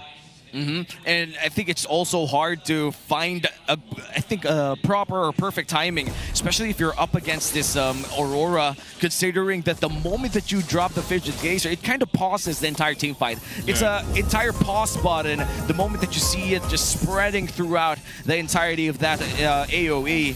As the 3-Mar gets level 4 quite early, this means that they do have a slight advantage here in the upcoming turtle fight. Okay, so that's almost coming up. You can see the positioning. Lancey's trying to get that level 4. Chaknu doesn't have 2, so those are 2 big ultimates that they would want. But 3-Mar having the final slash might be enough. Beacon from Super Friends are going to go in, forcing off Zaida from the turtle. So King Kong will grab that one. They're going to be looking for the next target, and it's 3-Mar as he falls. A Frigid Glacier. He's going to have to flicker out. Lancey trying to run. They want this passive, and they will get that. Do they get the kill? He's able to get away. Good thing Chaknu was there. And already you see problems. TNC, because of the Aurora, as I mentioned, would be happy if he's able to let through the skills one at a time, back to back, place that Frigid Glacier where he wants it to. Onyx lineup doesn't let you do that. If you stand too long, Super Prince will slam you. If you stand too long, Ryota will jump on top of you. If you stand too long, King Kong will put 3 or 4 stacks of the electrifying beats on you and kill you. So TNC just was not going to win that fight, especially since it started with Super Prince compromising Zaida. Yeah, and TNC Pro Team, they did have the angle early on. They had some XP advantage, but they decided to delay that turtle fight for a bit longer, which meant that Onyx Philippines had access to their ultimates too. Super Prince, though, low HP. Onyx Shocker doesn't really land that much. Now, still, Onyx Philippines holds the gold lead, almost a 2,000 gold lead here. So I'm surprised, you know, having a 2K gold lead this early in, just off of a kill and an objective, just goes to show too that they're finding wins of other parts of the map. And at this point, it might be up to Chaknu to set things up or at least give the information over. Yep, because where are they winning this? Where are they getting this? Number 1 turtle, XP lane, you can see how Ryota's bullying 3-Mar. Mid, don't even get me started. And I think even the gold, the situation in gold is dire even for Benny because he's outranged by the Granger. Granger has better early game damage output. And you can see he's down by almost 500 gold. Yeah, you just gotta take it in if you're TNC Pro Team. You lost that turtle fight pretty badly. You kind of want to recover, be able to farm up. You still have those turret shields that allows you to at least survive under the turret better. But this turtle, it seems that Onyx Philippines, they want for themselves in TNC Pro Team. The question is if they could contest for this one. Okay, turtle's up. Second one of the game. It's closer to the gold laners too, so this might be a little bit better for TNC if they actually go ahead and utilize Benny here, but it could even set them back further. Super Prince, pop of the beacon. Chaknu's still holding on to the tech charge though, so there he goes. Oh, he's gonna go for it anyway. He's able to find King Kong, but that's a huge final slash from 3-Mar. But can they follow through? King Kong's gone. Benny Cutie unleashing. Calro was looking for more, but Zaida, both junglers down. And so Onyx with the advantage will just take the turtle. Oh, that's so unfortunate. 3-Mar with a final slash. Again, symptoms of what we originally diagnosed TNC's lineup with, and it affects their execution. They need to layer their skills. A lot of what they're asking for needs setup, and they got it via the flicker tech charge and that final slash by 3-Mar, but there's only so much payoff you can get at 5 minutes from a carry. That's true. And that's not something that Kelra needs. Again, Kelra has better damage output at this point in the game. And looking at the replay from that entire fight, that was a near perfect engage coming in from TNC Pro Team. Not only did Chaknu get the jungler before the turtle fight, but 3-Mar already expended that flicker to for a 4-man final slash. And even with a perfect setup like that, they only had so much damage. Just like you said, Leo, they couldn't really translate that into things that they want. Yeah, it was so unfortunate. Such a good setup, but when you don't have the damage to follow through with that setup, it's just falls apart. Where's the payoff? You could have an amazing joke and then the punchline not hit, and then you still feel bad. Yeah, and so far for TNC Pro Team, things are not looking great. Here comes AOG coming in from Brusco, facing Benny Cutie in a potential 1v1. Okay, Benny just going off. The Revitalize is there, and it's just a little too late. Brusco still alive with the Revitalize, so that's unfortunate for Benny. Gonna put him further back. Oh, frustrated. Benny Cutie looks like he wants a break out of that 2v1. And now that turret will be falling up top. TNC Pro Team, they do lose one turret for that trade downstairs. So, again, you can't blame Benny. What he was doing was pushing that lane so that they wouldn't have to lick their wounds so much for the previous losses. The 2 turtles as well. And now this does allow Onyx to keep this 5K gold lead very strong. But that doesn't fix the fact that TNC, the payoff isn't there just yet. I guess Benny Cutie's at what, 2 items now? And I think they still need that Swift Trinity to really get what they want, even with a perfect setup. Oh, that's unfortunate. 3-mark gonna get dragged back to his death. You lose the final slash, you lose your life. Kelra will pick up a kill. They're now focusing on Lancey. There's the passive, but they're going to be able to follow through with a shot from a double from Kelra right under the tier 2. Rihanna does go down, and now Kelra looking for a triple kill. He'll find it as he takes out Chaknu. Oh man, disastrous sequence of events here for TNC Pro Team. Not only did they expend crucial battle spells, but they lost 3 lives in that entire fight. What TNC is doing here is something that they wish they did in game number 1. They're taking their losses, but are also immediately going for reparative course of actions. You'll see that Zyda and Benny were not where that big loss happened, but just the same, they're also doubting how far deep they can go into the map. And that's because Onyx now have gone more than a 5,000 gold lead. What that translates to is a full item on your cores. A full item or almost components. Oh my god, Zyda still got it right. Half an item or components on those non-cores, which means they're literally fighting from a different age in time. TNC are fighting with picks and axes while Onyx have straight up automatic shotguns. And that's just straight up cheating, man. This is firepower difference, and it's as if they didn't have that damage problem early on. Oh, they're jumping in again. Unbreakable on the taunt. Chaknu with tech charge. Frigid Glacier was already dropped down. This is all fighting under the turret. We're still with the holy shields. And they'll cut him off. Again, that's just how much of a lead Onyx has. Chaknu, is he going to be able to get away here? A shot from Kelra. Destinata's looking for more. They get the holy shield. That's all they wanted. 5v4 underneath your own turret, and you still got sent back. Yeah. That is what I'm talking about, the technological difference. It's the artillery damage as well coming in from Onyx Philippines. A great engage coming in from that AOG from Brusco. You usually don't see that anymore. Let's be honest. People don't use the Avatar of the Guardian to start fights anymore. But Brusco was just so brave. He knew that he could land at least just one, you know? One could say he RD'd the AOG. What? He RD'd? He RD'd the AOG. What's RD? He hit it raw. Yeah. He just straight up like, I'm going to do it here. I'm going to do it here. Yeah, he did. He RD'd it, you know? First the MO, now the RD. You know I'm going to do it. What are you going to do? What is your response? You back off, apparently, if you're TNC Pro Team. And now with this first Lord of the game, TNC Pro Team, it seems that they still have some sort of control around their purple buff, which means that they could at least set something up potentially to fight against this Lord. But I feel like if you're up against an Onyx Philippines with a 7K gold lead, you try to get one man down and you're out. No, they shouldn't try to get one man down. What Chaknu is doing is he's distracting Onyx to try and get a response, slow down this Lord take, and then eventually he might pay for his life. Oh no! Oh, Chaknu. Oh, he's fine. Okay. He'll defensively tech charge, but he's dragged back by Super Prince. But luckily for him, he gets away. Didn't have to burn the flicker either, but Lord secured now for Onyx. And this is eventually what they should really do, right? TNC, they know that the damage is done. They know that they're down almost 10K gold.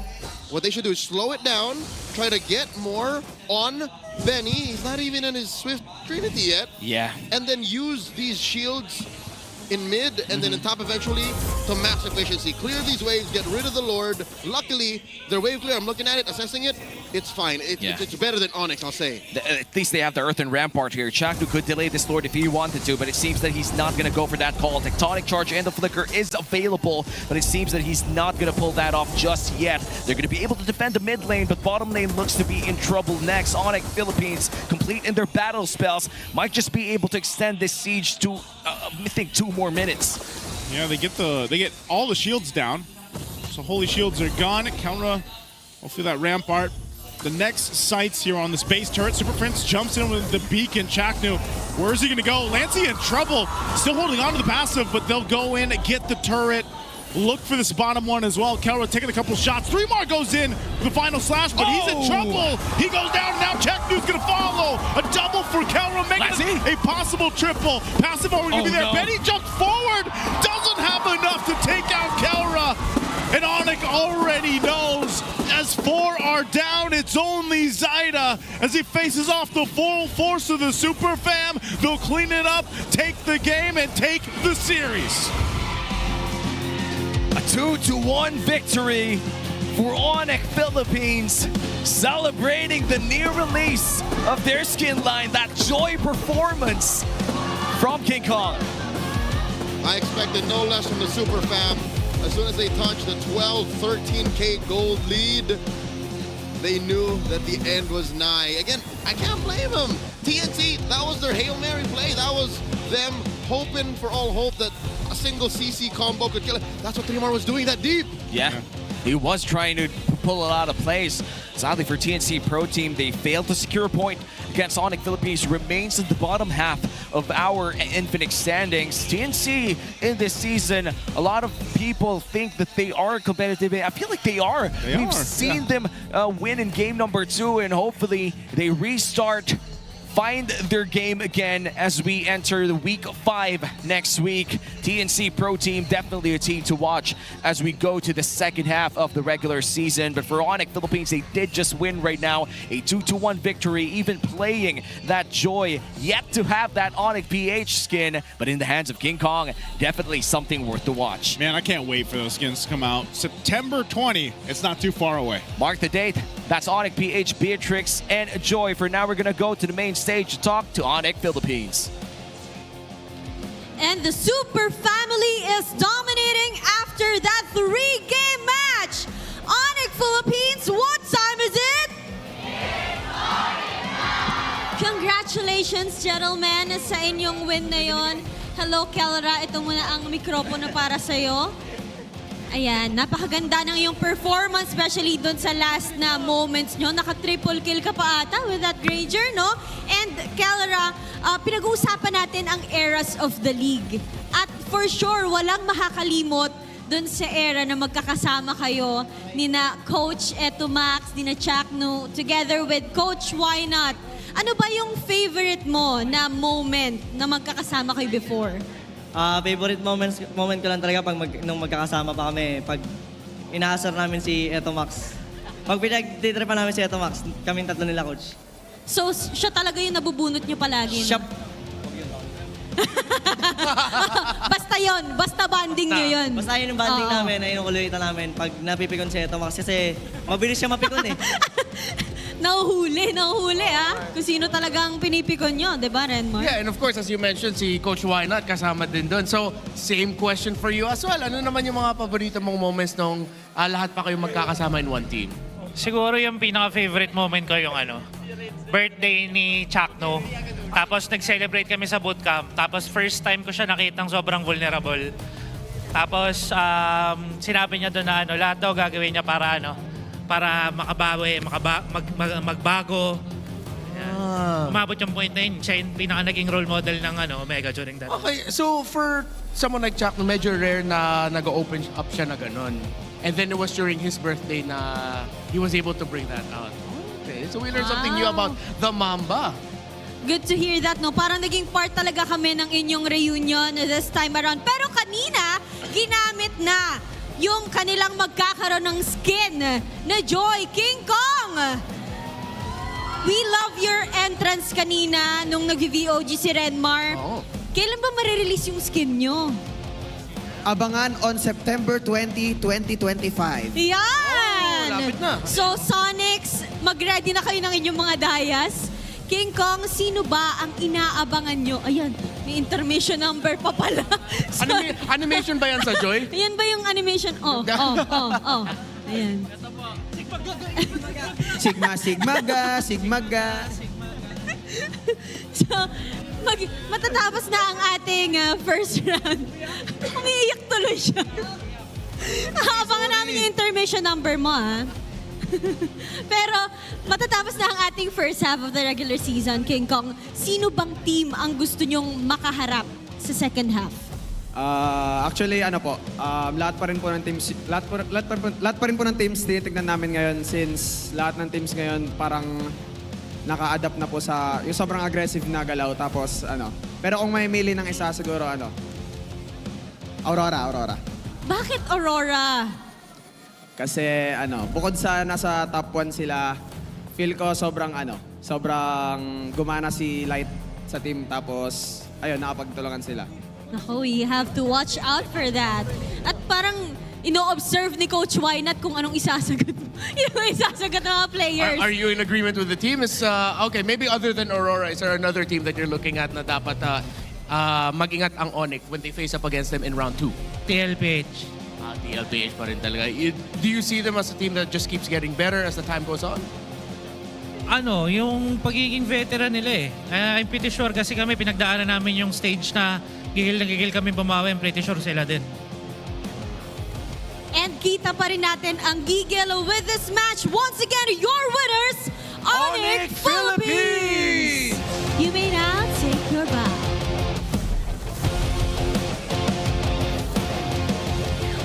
A win for Onyx Philippines at mukhang diretso bonding ang Super Family after this match. Yeah, and it was great to see that the series went 3 games at nakita talaga natin yung history of Jackno and Kelra playing against each other na even the casters na point out nila na parang may halong familiarity na yung nakikita nating gameplay.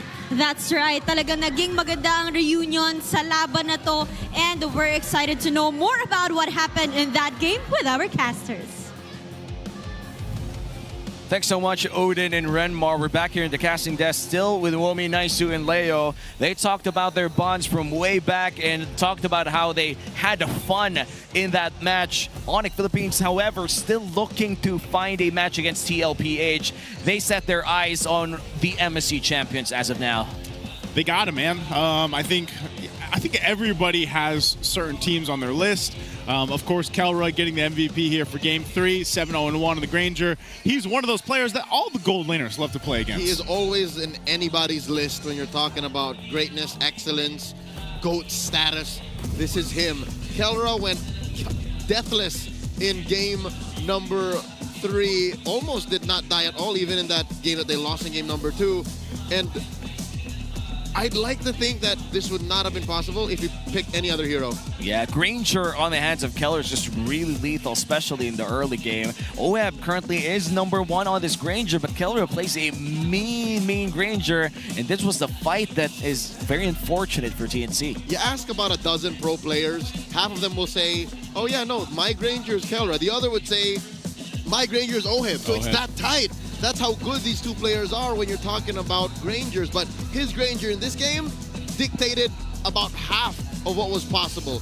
And you'll see that Benny Cutie, the reason why he played that way, or the reason why he responded that way, even in the very last part of the game is, you know, I'll just flicker forward, I'll just try whatever, is because Kelra put him in that situation. As soon as the game started, Kelra bullied Benny. And that put Benny in a, I got a chip on my shoulder, I have to prove to the world, to everyone watching, to my team that I can make that early game investment worth it. And that even put 3mar on tilt. Yeah. That forced 3mar to go that deep. Yeah. And look at that sidestep flicker coming in from Keller as well. Just knows the range of this wild charge, or this tectonic charge. And to be fair, it's fairly big. So knowing that you could sidestep through that flicker and still be in range to deal damage is a talent itself. Usually you would just flicker back just so you could be really safe. But Keller knew that he could still deal damage at the right amount of time as we enter this, again, very quick game. Both victories from Onyx Philippines in this series went under 12. That's Lightning crazy, rounds. man. Lightning rounds. Very great for their whole concept, you know. And again, the joy coming through, beat of the flash, and everything else. Like 11:39 to be able to do this. I think a big part of this, though, was still what we were talking about in the draft, man. I think Lancey probably could have been on something else. It just didn't work up because we were worried about even getting collapsed down on with a Joy, with Brusco jumping in. You mentioned this earlier, Womi, an aggressive AOG to start the fight. You know, I mean, so many of those instances just because they knew that they could throw almost everything at even Lancey alone and put enough pressure on him to where then you kind of don't really have much left to utilize on that Aurora. And I think with all of the mages available in this game, Aurora seems as such as I think a very niche pick here for the side of TNC Pro Team against this Joy. There were other options. What options are you looking for? Weirdly enough, Kimmy was left open. Eve was left open. Farsa was left open. Oh, Eve would have been beautiful, Selena dude. Cag was open. Kagura could have been an option too. Maybe this was just, you know, that recessive gene in the TNC player. Like, let's just bring up our pick. Just like, boom. Yeah, we can Aurora. This is the time, Lancey. Pick it up. And now we look at our big four. The Wingman, Super Prince, Chakdu will be getting that sandbag again. And their carry and our BPI rich guy this time around will be Kelra, dealing so much damage and getting so much money in return too. I'd say he makes it in the top 10 season, all-time season 16 BPI rich guys. 914 gets you there to top 10, but not top 5 just yet. Yeah, I feel like if you're competing for the most BPI rich guys, you would be in either jungle or gold. I'd be surprised if within top 5 there would be a mid laner and an XP laner, but that would be very rare. I feel like it was only one time that we've actually seen a mid laner win this award. So right now for Kelra, getting that BPI rich guy and a dub against TNC Pro Team means they're 1 point up again in our Infinix standings. That's good that they got it right here at the halfway point as well. All these points are really crucial because as we looked at the Infinix standings earlier, you saw how close everyone was. And before we head on to more pre or post game discussion, let's go back to the waiting calls in the Infinix mic check.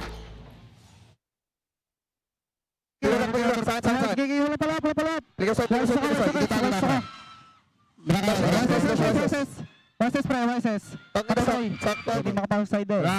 lang pabigyan nyo. Discard kayo, ako lang tatapang. Di-distansya yung distansya. Pre, wag tayo mag-collapse. Basag tayo. Lamang na. Kay Chris. Di na makapasok. Gerak. Wala ulti ka, nag-ulti ka. Gulo lang, pre. Wala ulti. Kalma, pre. Dashing na ako. Tara nga ba, ready sa akin? Basag. Chill. Ano yun? Nag-all skill.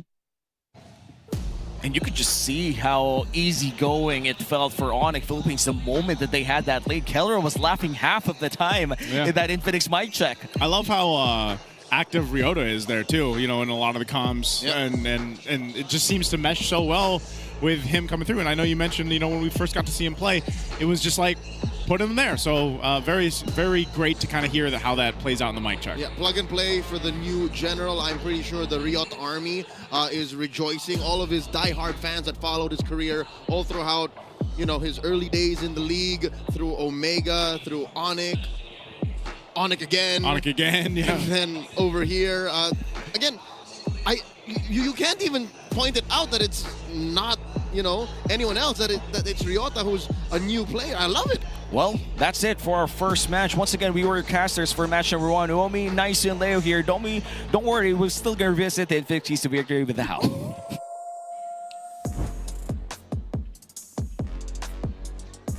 Maulan sa labas, pero dito sa Green Sand, sa MPL Arena mismo, mukhang napigilan ang bagyo. Yan po ang ginawa ng Onyx Philippines going up against TNC in this first series. Ngayon, kapansin-pansin na ang naging focus dito ng side ng Onyx Philippines ay i-outpace yung TNC, lalo na yung catch na playstyle. Kasi sinabi natin sa Keys to Victory na dapat i-contest or i-deny yung Grak, pero binigay yan mismo ng side ng Onyx Philippines. At ang ginawa nila dito para hindi makaporma si Chakno ay mas pinili nila yung tinatawag nating low cooldown o kaya naman yung mga spam na heroes. Katulad, nung sa game number 1, meron silang Kimi, meron silang Hylos, heal dapat rin Brody, mga heroes, and even yung Lancelot na hindi naman talaga big cooldowns yung hinihintay. Ganon din naman sa game 3. Zushin, talagang spammable yung mga stun, yung mga panghuli. You also have that Lapu-Lapu and the Granger. Lahat ng mga heroes dito ng side ng Onyx Philippines, nung nanalo sila, ay mababa ang cooldown ng kanilang mga impactful na mga abilidad. Kaya naman, yung Grak na mahaba yung cooldown in combination with the final slash. Like even yung Aurora with that ultimate, hindi na talaga nakakahanap ng tamang opening para makahinga dahil naghihintay pa sila na kanilang mga long cooldowns. Although it was a 2-1 series, nakita natin sa Onyx na kapag gantong spam ang kanilang playstyle, mas nananalo sila sa laban. And we also talked about containing Zyda sa ating keys to victory. Napakadali lang yung ginawa dito ng side ng Onyx Philippines. Sa game number 2 and 3, binigay nila yung YSS. YSS usually hindi talaga naagak yan unless mapag-snowball. Pero nung Fanny, na specialty naman talaga ni Zyda, ang pinili nila was the Brody. At pwede nyo itong itry. Isa sa mga classic counter sa side ng Fanny na dahil ang hirap niyang puntahan sa lane at pwede pa siya makakontra. Plus, napakalakas sa laning stage. Yan po ang ating mga natutunan sa laban ng Onyx versus TNC. Mamaya naman, TLPH ang ating abangan going up against AP Bren. Yan ay sa pagbabalik ng MPL PH Season 16. Kaya huwag kayong alis. Magbabalik ang MPL.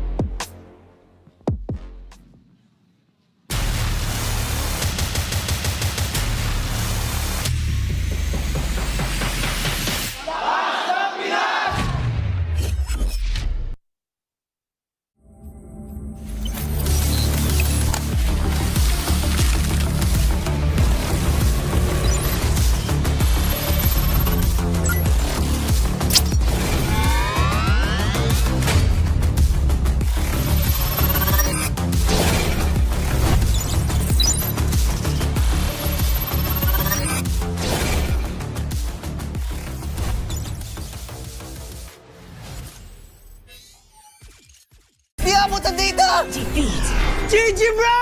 Don't worry, the Only with Smart Power All 99. Hindi bitin with 10 gig data to power your games plus only Facebook or only TikTok. Load now!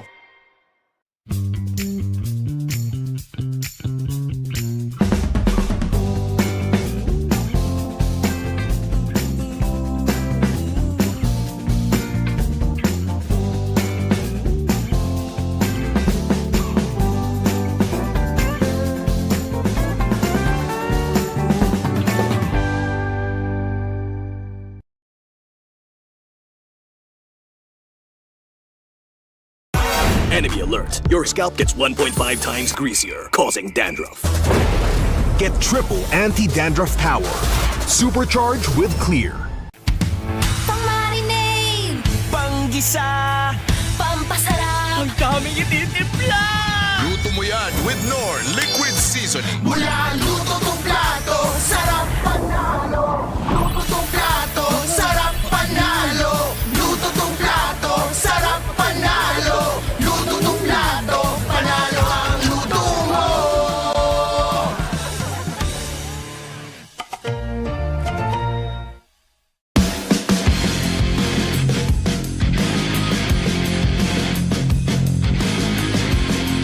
Hello Super Fans! Episode 2 na tayo ng ating Meta Pro at syempre kasama natin si Edward dahil siya ang magbibigay sa atin ng tips, hindi ako. Uy! Ganun ang Meta Pro. Yun pala. Oo, mamimit ang Pro tapos magbibigay ka ng Meta. Paano? Umpisa na natin. Sige, bigay example para mabilis.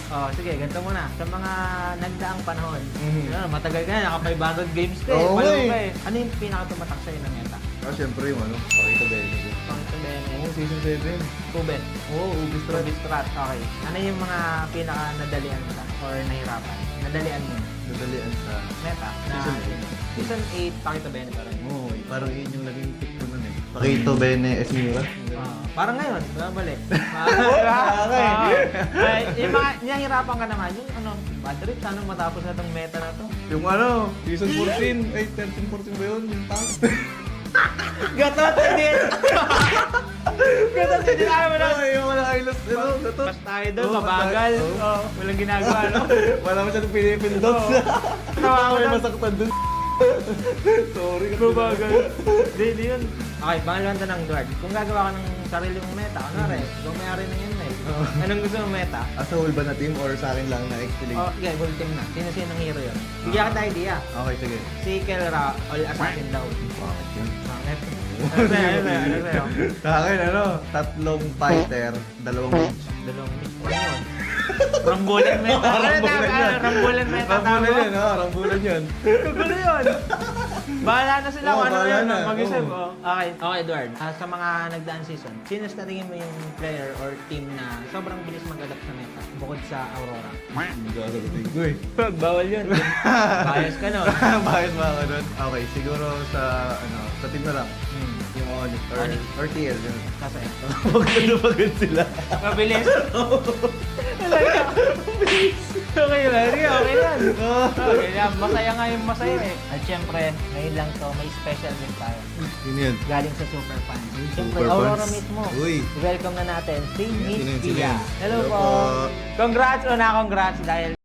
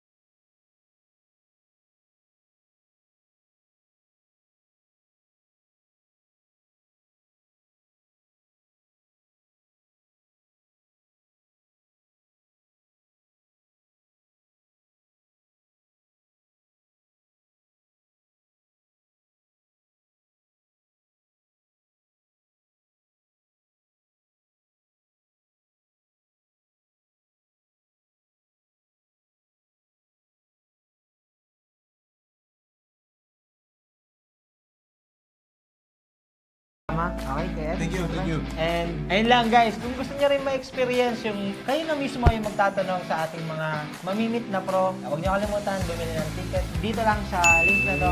And Ed, maraming salamat sa Thank you, pagsama. Sir Ben. Hanggang sa Thank you, muli Sir Ben. sa ating Meta Bro. Amazing!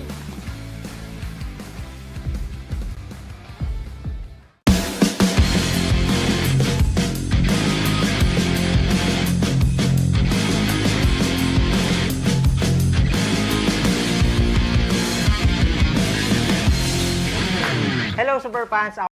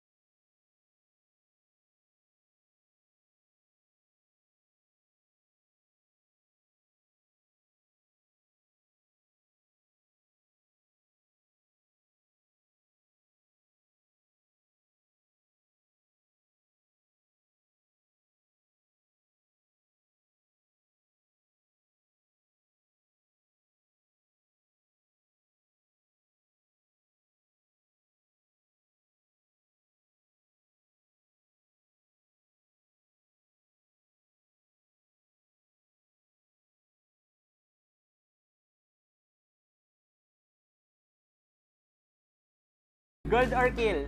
Kill. Gold or jungle? Jungle. Banning or picking? Picking. Shoes to go or mom shoes? Shoes to go. MSC or MCL? MSC, mas marami pera. MSC guys, abangan nyo daw next week si Kelra. And o nga pala guys, para nga pala sa mga susunod natin na Meta Pro Series, syempre mamimili tayo ng super fan sa mga susunod natin na Meta Pro player, kaya abangan nyo. Kita kits.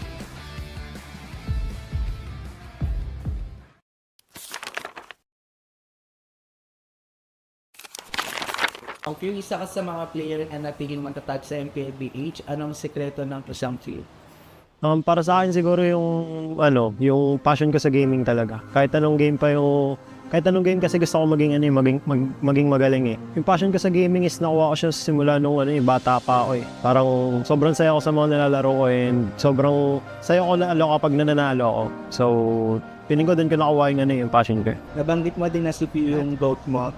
Kasi nung MPL Season 1 nakita ko siya mag-funny, sobrang nagalingan ako sa kanya. Mga tropa natin dito.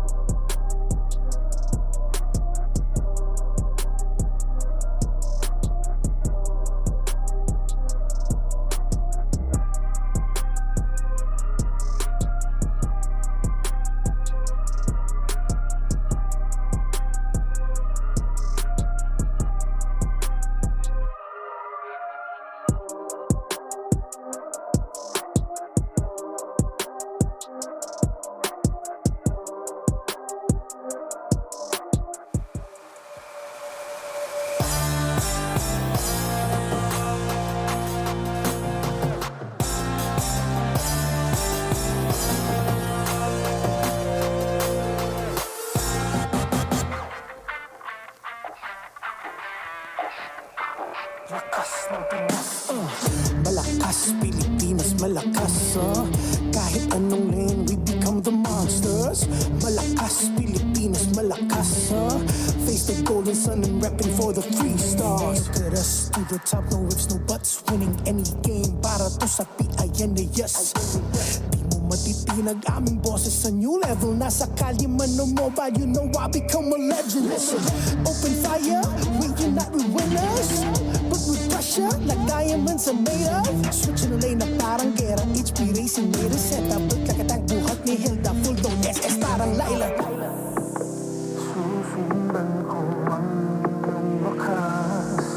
Kasama pataas, tagumpay natin to. Dahil tayo'y malakas para sa Pinas. Nasa amin ang alas, hindi dito atas. Kinikilala sa taas kasi kami ang malakas para sa Pinas. Nasa amin ang alas, hindi dito atas. Kinikilala sa taas, ganito kami sa Pinas. Yeah.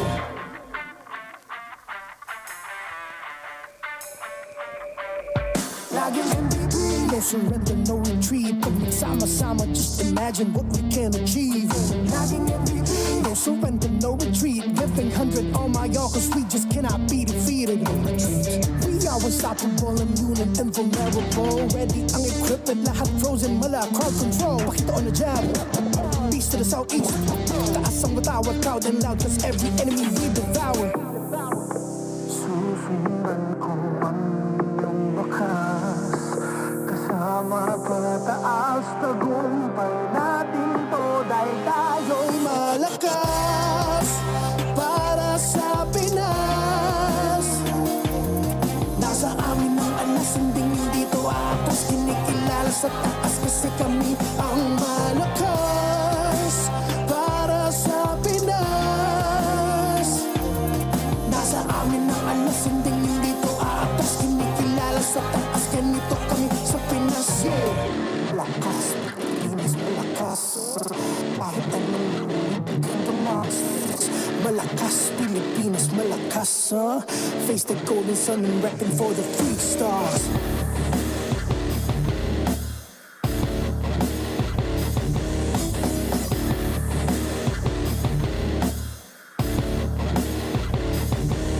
Ang lakas ng Pinas, we unite, we the stars. Ang lakas ng Pinas, we unite, we the stars. Ang lakas ng Pinas, we unite, we the stars. Ang lakas ng Pinas, we the stars.